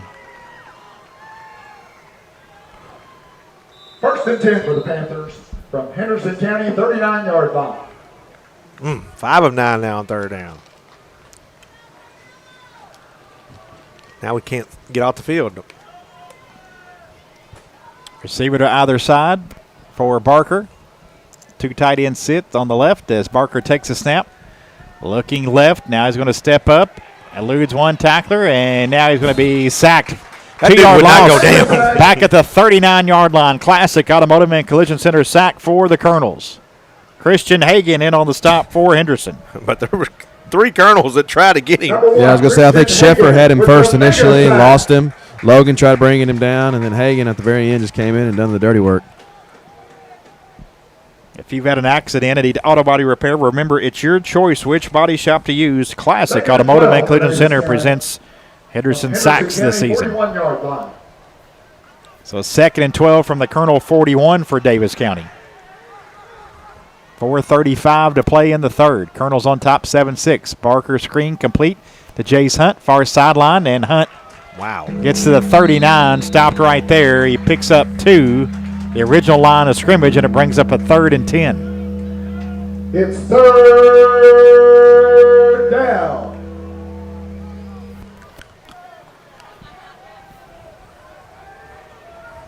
Third and 10 for Davis County.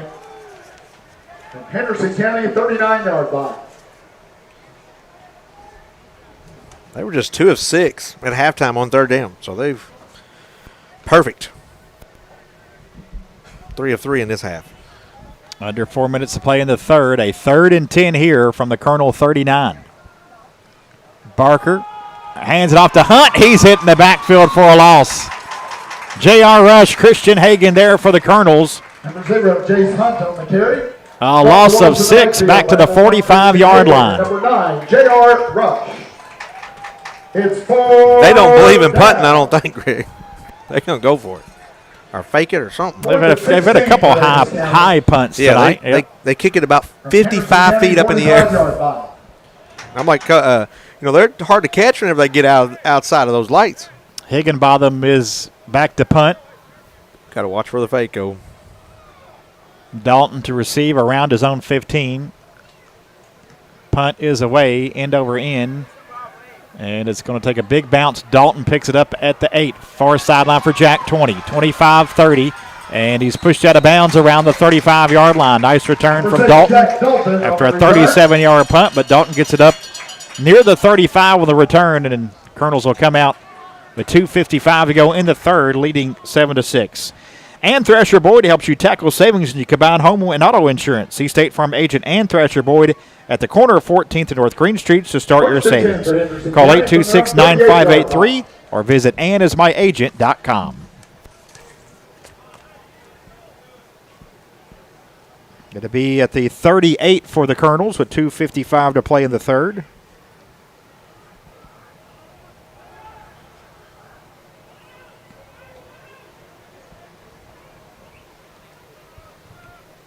Three receivers to the right, one to the left for Belt. Brody fakes a handoff to Rush, and Belt Tackled for a loss back at the 35-yard line. A loss of 3. There's a run from Belt, so no sack there. But 69, Gavin Vallada on the stop, and it's a 2nd and 13. They have adjusted. We have not. We're going to have to change something here. And I thought that might have been like a read option play, but obviously drawn up for Belt there. But if the handoff would have went to Rush, he had a lot of open field on the right side here. So you're saying we went to the wrong option? Yeah. 2 receivers either side, 2nd and 13. Here's a slant, complete to Baxter at the 40, makes a man miss at the 45, falls forward to near midfield for Henderson Chevrolet, first down for Baxter. It's truck trading days at Henderson Chevrolet with employee pricing for everyone on all new trucks. Take any road or cross that money-saving bridge and get employee pricing on all new Chevy Silverados and GMC Sierras. Football on the 50. On the pass from Belt to Baxter of 15 yards. Under center now, Brody. Hands off to Rush. Jack Ryan gets near the 45, up the middle. As number 9, J.R. Rush on the carry. Ridden down by number 3, Josh Coffey. Coffey on the stop for Davis County. A gain of 4 officially for Rush, a 2nd and 6. Only completed 2 passes, but when they are completed for 15 yards and 17. So they've been, successful once they're completed for big chunks. We just ain't been able to complete very many of them. Minute 20 to go in the third quarter. 7-6 Colonels. Colonels on the attack. 2nd and 6 from the Davis 46. Maroney in the game at running back. Give to Maroney off that left side. And Zarian gets to the 41. He picks up 5 yards. Number 24. And it'll be a yard shy of a first down to bring up a 3rd and 1. Brought down by number 6, Parker Higginbotham. Higginbotham on the stop for Davis County. And a 3rd and 1 coming up here for the Colonels. Quarterback sneak, maybe? No, too many yards. It's a full yard. They're going to try to sneak it. He didn't get it. I don't think he did either. Tackled at the 39. I don't think he got there. This would depend on the spot. He needs a good one. I think he got half of a yard. Maybe our version of the tush push there, just not successful. Yeah, it's going to be 4th down for sure. 4th and 1 for Henderson County. We don't have to snap the ball here. 41-yard line. We just take a 16 seconds left in the quarter. That's why the Colonels can wait till the 4th if they'd like. I'd come on down here and start talking to your coach. They will. That is the end of the third quarter. After 3, Henderson County 7, Davis County 6. Our game brought to you by Robert John and Associates. Back after this on WSON. When I was asked to join Owensboro Health's board, it felt like a calling. As a board member, I am a voice to the voiceless, bringing their concerns to the table to ensure continuous excellence. You're treated like family, with connection, compassion, and trusted care from neighbors who truly care. I am proud to help ensure that every voice is heard and every patient receives the care they deserve.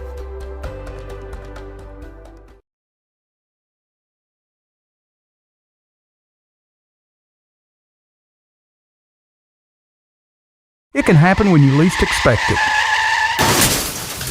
You're involved in an accident and you need help. Look no further than Hargis Collision.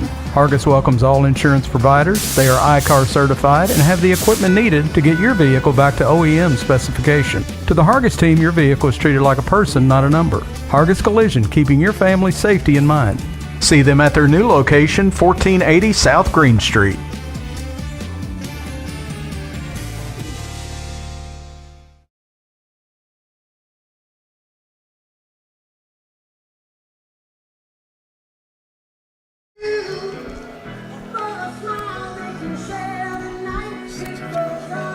Getting set to start the fourth quarter. Henderson County 7, Davis County 6.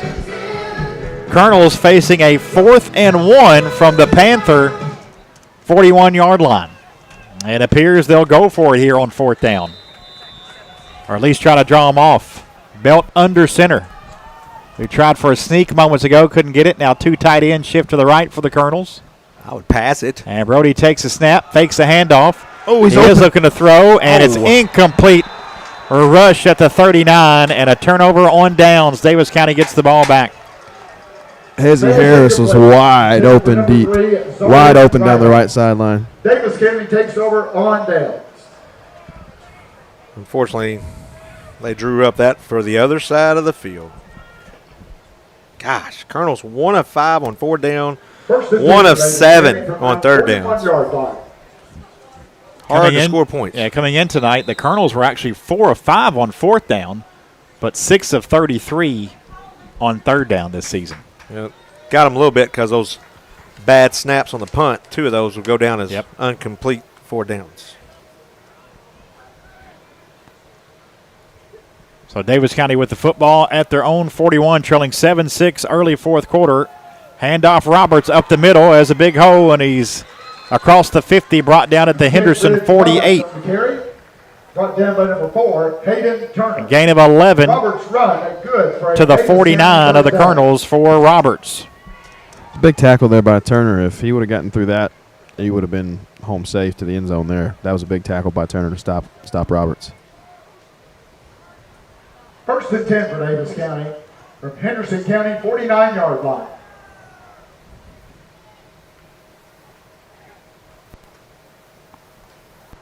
Barker going to throw, and it's complete on a nice slant. Good play. Nice fake handoff on a sweep. He finds Jace Hunt for the completion at the 35 on a slant, and he's brought down inside the 30 for another 1st down for Davis County right at the 30.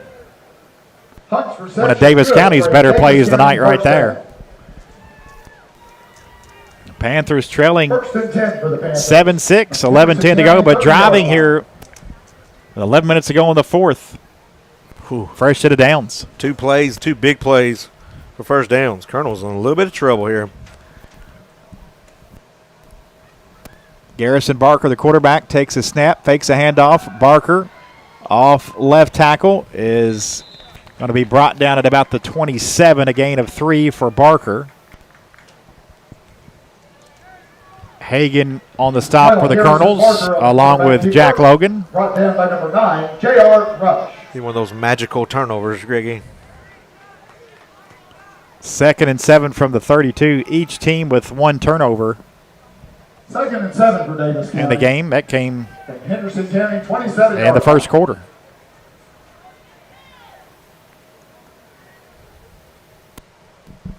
A 2nd and 7 here for the Panthers from the Colonel 27. Barker looking to run left. Nothing there. He's going to lose a yard or so. Quarterback run, but it's going to be a loss of a yard or 2 for Barker. It's 3rd down.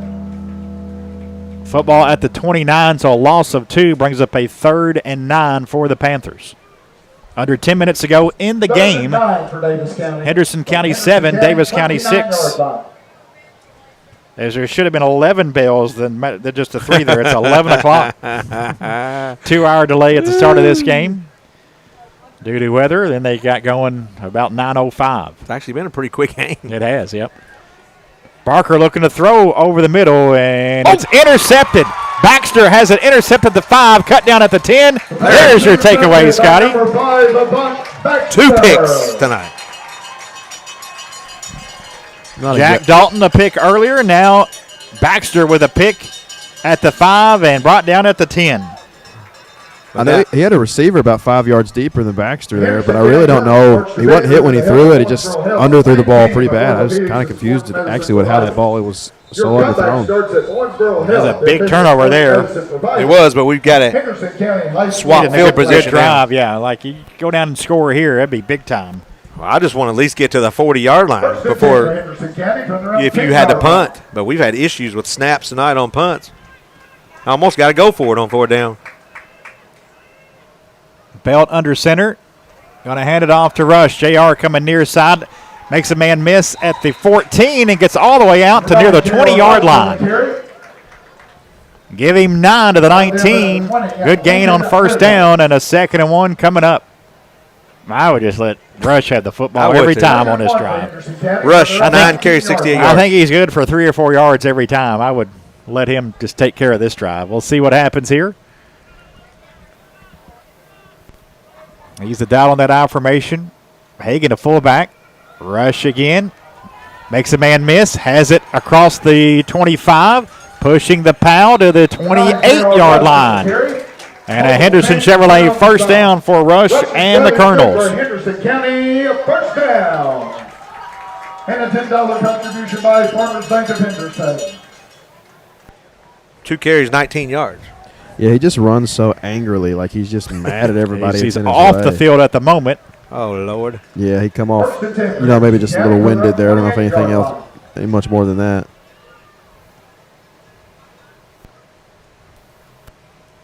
So Maroney will come in at running back. Zarian's had a good game. Yes, he has. Did a little bit of everything. Yep. He's got a catch for 17 and a rush for 5. And here's a handoff to him. And he gets across the 30 to about the 31-yard line. Maroney picks up 3. 24, and Zarian Maroney on And the they bring up a 2nd and 7. Right there by number 2, Hunter Corbin. Corbin on the stop for Daviess County.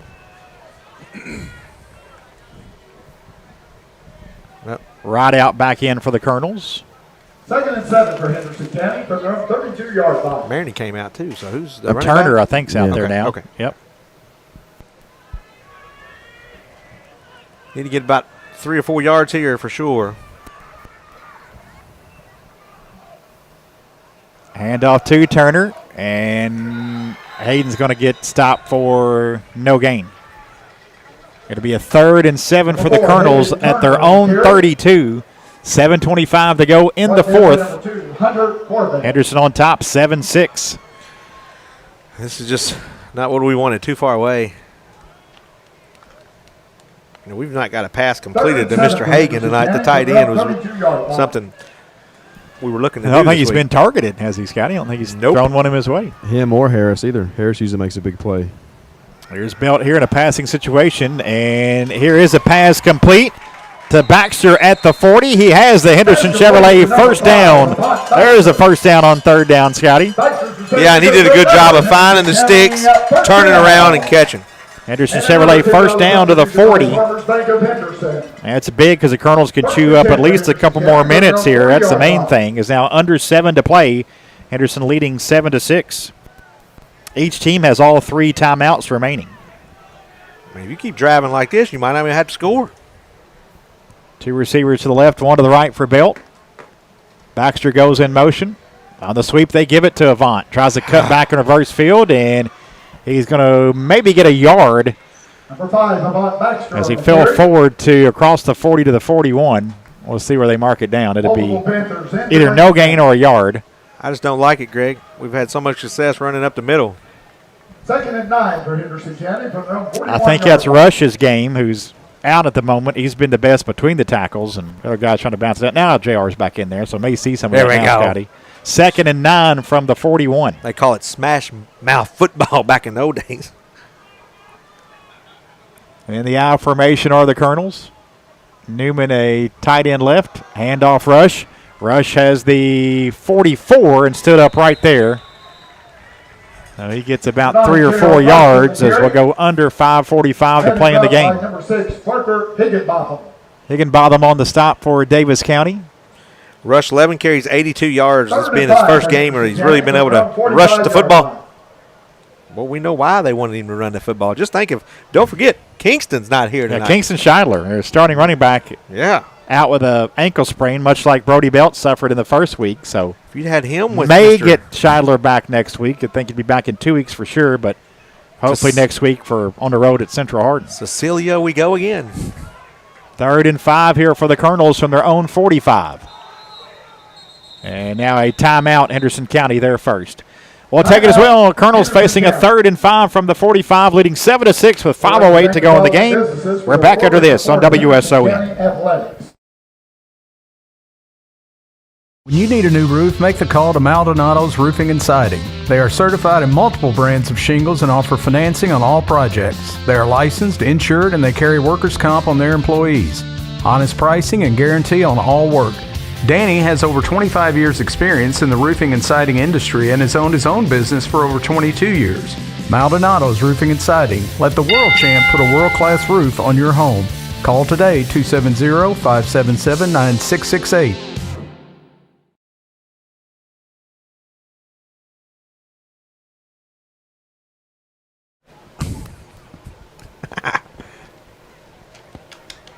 7 plays drive.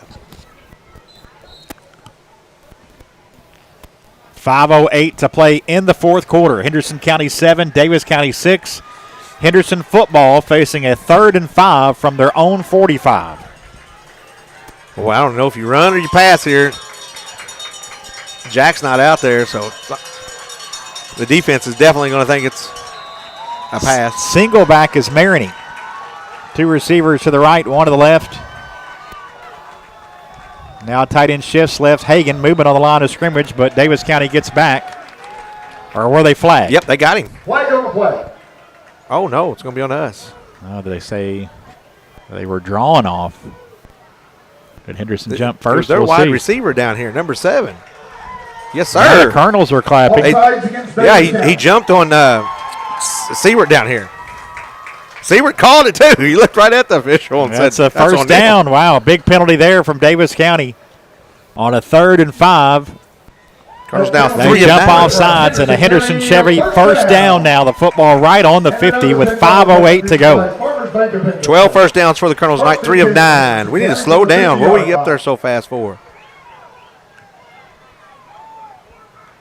And now whistle comes in at the snap. This may be against the Colonels. Yeah, it's going to be on Avant Baxter.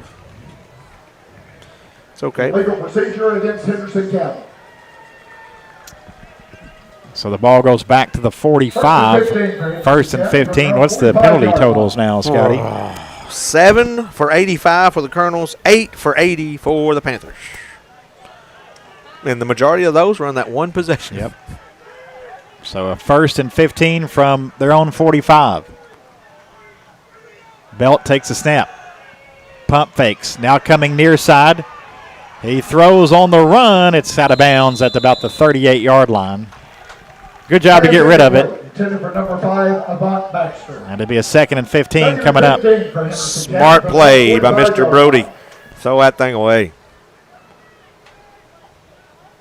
5:01 remaining here in the fourth. 2nd and 15 for the Colonels. Henderson 7, Daviess County 6. Colonels a Brody Belt touchdown run to get on the board in the second. Daviess County counter with a 27-yard touchdown run from Roberts. That came in the third. Maybe you can get Baxter in the middle of the field here again. It's on the play clock here, 5-3, counting down. Man goes in motion. Belt takes a snap. Hands off Maroney. And Maroney is going to be hit at the 47, then kind of spun forward a bit to near the 50. Maroney on the carry. He sure did. Brought down by number 20, Lincoln Williams. It goes as a gain of 5, and it'll be a 3rd and 10 for the Colonels. Football right on the 50. 3rd and 10 for Henderson. Colonels have got up to 3 of 9. That's 33%. But this is one of those that we just not very good at. 3rd and 10. Unless you just like just try to get 5 yards back. 3rd and 10 for the Colonels. Football on the 50. Henderson leads 7-6, 4:21 to go in the game. Belt takes a snap. Throwing deep, looking for Baxter. Incomplete at the 24-yard line. And it's 4th down.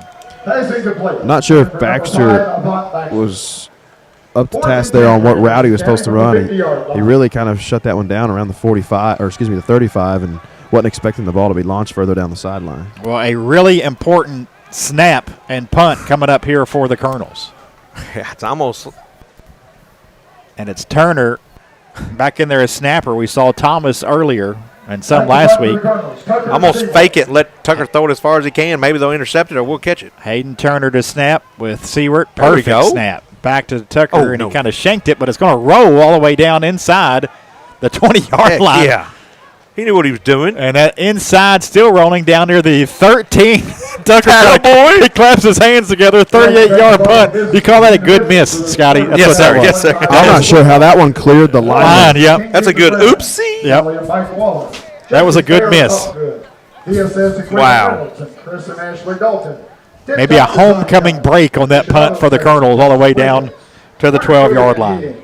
Take it from Colonels football junior Jack Dalton. DSS Rentals is Henderson's source for equipment rentals for personal and commercial projects. Big or small, DSS Rentals has the tools for you. DSS Rentals on South Green in Henderson and DSS-rentals.com. From the 12-yard line, Davis County trails 7-6. Barker takes a snap. Handoff to Roberts. Roberts cut down at the 16, a gain of 4 as we go under 4 minutes to play. Right out on the stop for the Colonels. Colonels get a stop here. This could be the last time they have to play defense if we can get the ball back. Davis County has all 3 timeouts left as we go under 3:35 to play in the 4th. Henderson leading 7-6. Davis County facing a 2nd and 6 from their own 16. Colonels just with 2. Snap to Barker. Fakes a handoff. Barker going to keep it off the left side. Barker has the 20. First down across the 25. Brought down at the 29. Hayden Turner on the stop. And a first down for Davis County and Barker. Number 4, Hayden Turner. Barker's run good for a Davis County first down. First down to the 29. Barker 13 carries, 56 yards now. Davis County will take this snap with under 3 minutes to play, trailing 7-6.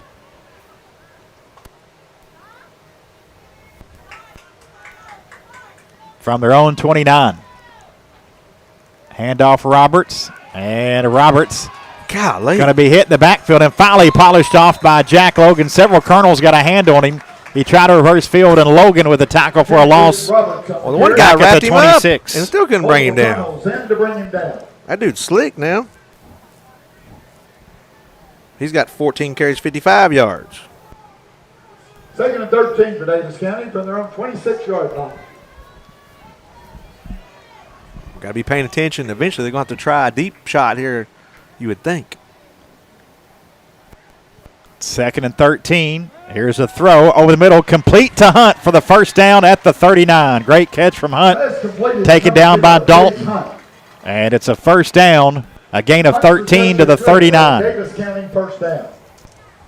1st and 10 for the Panthers from their own 2 minutes left in the game. Davis County has all 3 timeouts yet left, but have elected not to take one just yet. As we're 1:55 to go, football is on their own 40. And they do have a kicker that's kicked field goals, even though they didn't try for that PAT. 7-6 game. Handoff, Roberts, far sideline, and Roberts has a 2-yard gain. The clock will continue to run, though, as the Colonels tackled him inbounds. Written down by number 4, Hayden Turner. Turner on the stop, and now Davis County will use their first timeout. 1 minute and 30 seconds to go in the 4th quarter. Davis County a 2nd and 8 from their own 42 with the Colonels on top 7-6. Back under this on WSON. Secure your future with Ann Thrasher Boyd State Farm, providing excellence in life insurance for over 20 years. With us, your legacy is safe. Our dedicated team at 316 14th Street, Henderson, is ready to guide your journey towards financial security. Don't hesitate. Call us now at 270-826-9583 and embark on a safe, uncertainty-free tomorrow with Ann Thrasher Boyd State Farm.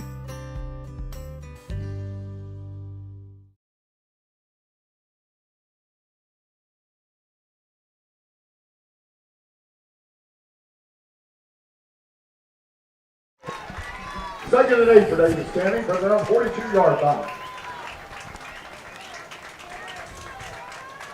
2nd and 8 for Davis County. 1.5 minutes to play in the game. Colonel 7, Davis County 6. The Panthers have the football on their own 42. Boy, watch Roberts. Each team 2 timeouts remaining. Barker takes a snap, steps up in the pocket. He's going to run it. He's across midfield. 45-40, inside the numbers 30, 35-20. Tackled from behind at the 15. Wow. Barker, the big run into the Colonel red zone down to the 15 with 1:20 to go. Barker's run is good for a Davis County first down. So the Panthers have it at the 15 after a 43-yard run from Barker out of that timeout. Wow. I'm like you, Scotty, though. I thought there was a receiver downfield. Yeah. Number 0 holding one of our guys pretty solid there, but still can't have that big of a hole and that much room between him and another defender to have that play like that happen. I think Henderson has called a timeout now. We'll keep it right here as the Colonels call a timeout with 1:18 to play, leading 7-6, but obviously Daviess County in business here. They have it 1st and 10 at the Colonel 15. Colonel football presented by Robert John and Associates Injury Law Firm. All their attorneys live right here in Henderson. A proud regular season Colonel's presenting sponsor, Robert John and Associates. Also, Colonel football here on WSON brought to you in part by Best Insured by Chase Fulcher. Score big, play smart, get insured by Best Insured and Chase Fulcher. And Branson Surveys can determine the elevation of your property, survey property lines, and do foundation inspections. Branson Surveys doesn't work 9 to 5. Branson Surveys works from start to finish. How will this game finish? On a late night on homecoming night, after a 2-hour delay at the start, Daviess County has the football 1st and 10 at the Colonel 15, trailing 7-6. Can we get one more turnover? Panthers have 2 timeouts left. Daviess County has 1. Barker, handoff to Roberts, and Roberts, not much there. Tackled by Rideout. Brought down by number 3, Zarian Rideout. 2nd and 12 for Daviess County. Sheffer also in on the stop for the Colonels. It's a loss of 2 and 2nd and 12 with 55 seconds remaining. They might be setting up for a field goal there. He straight up the middle.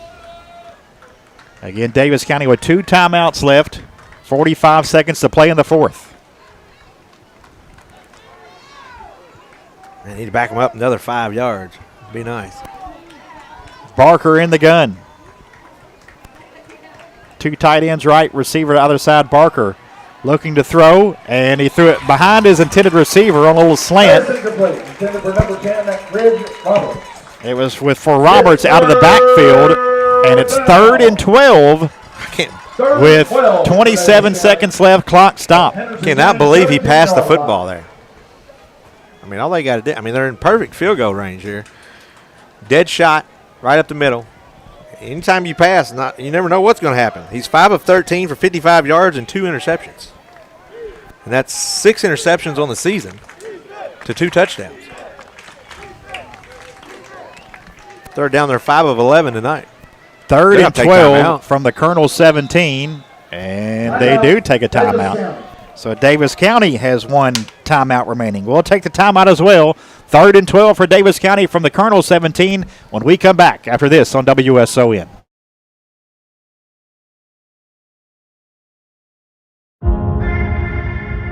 I am more than the box you put me in. I'm spontaneous. I am a good friend. I choose to do the right thing, even if others don't. I choose to be substance free.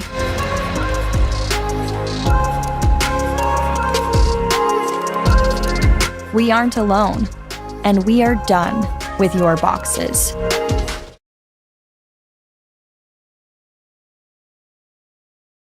I'm assuming they'll do.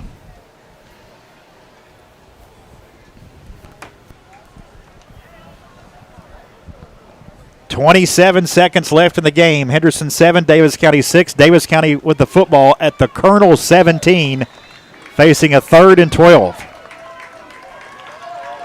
Receiver to either side for Barker, a tight end right. And the gun, he takes a snap. He's going to hand it off to Ridge Roberts. Roberts up the middle, down to about the 13. He gets 4, and now 4th down for Daviess County. Will they go for the field goal here? I'm sure they are. Asher Hendricks is their kicker. Play clock down to 24. They're not sure yet. They're going to take their final timeout. Well, they got to. Daviess County. 2 seconds. I thought so. 2 seconds. Yeah, thank you. 2 seconds left in the game. So they're going to have a game-winning field goal attempt, we assume here. We'll keep it right here. You know, guys, I wonder, kick extra point earlier. I wonder, have any information on their kicker? He can't kick. They've kicked a field goal this season. They 1 of 1, I guess, Scotty. They were 1 of 1 going into that. As far as I know, he's at least 1 for 1. Asher Hendricks is the kicker. Is it on the 14 or 13, Greg? 14 by those. Maybe John can spot that for. I think it's the 13, Scotty. So a kick could be at the 20, be a 30-yarder right in the middle of the field from where it is now. Yeah, 13-yard line. We do have one timeout. Good point. Ice him. Yep. This is it. This is the game. And he is lined up right dead even. This is a Asher chip Hendricks, shot. the kicker. Hunt to hold. We got too many people on that field. Call timeout. Yeah, there it is. And this is for the game, Hendricks. And now, Henderson calls her final timeout. I like it. Henderson County. Can't take it with you. Might as well ice the kicker a little bit there. And the Colonels call their final timeout. As John mentioned, he has not he didn't attempt the extra point as Daviess County went for 2 and failed to get it in that third quarter.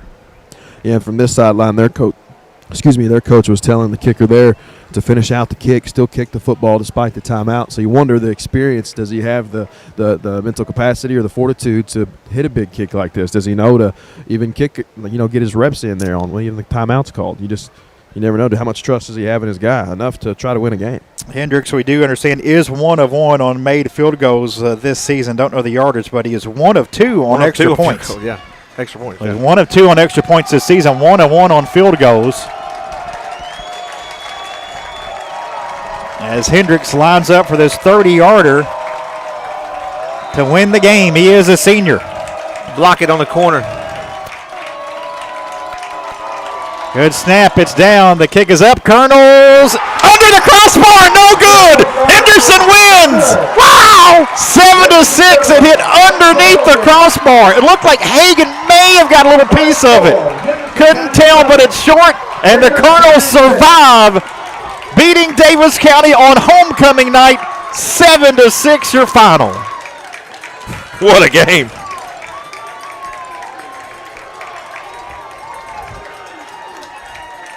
Those who stick around on their feet applauding as the kick hit the crossbar, but hit kind of the underside underneath it. It was dead center. Hagan was rushing off there. Couldn't tell if he got it. He was close to it. He made him rush it, if anything. And the Colonels go to 2-2 and knock off Daviess County 7-6 your final score. Stay tuned for the postgame show coming up next.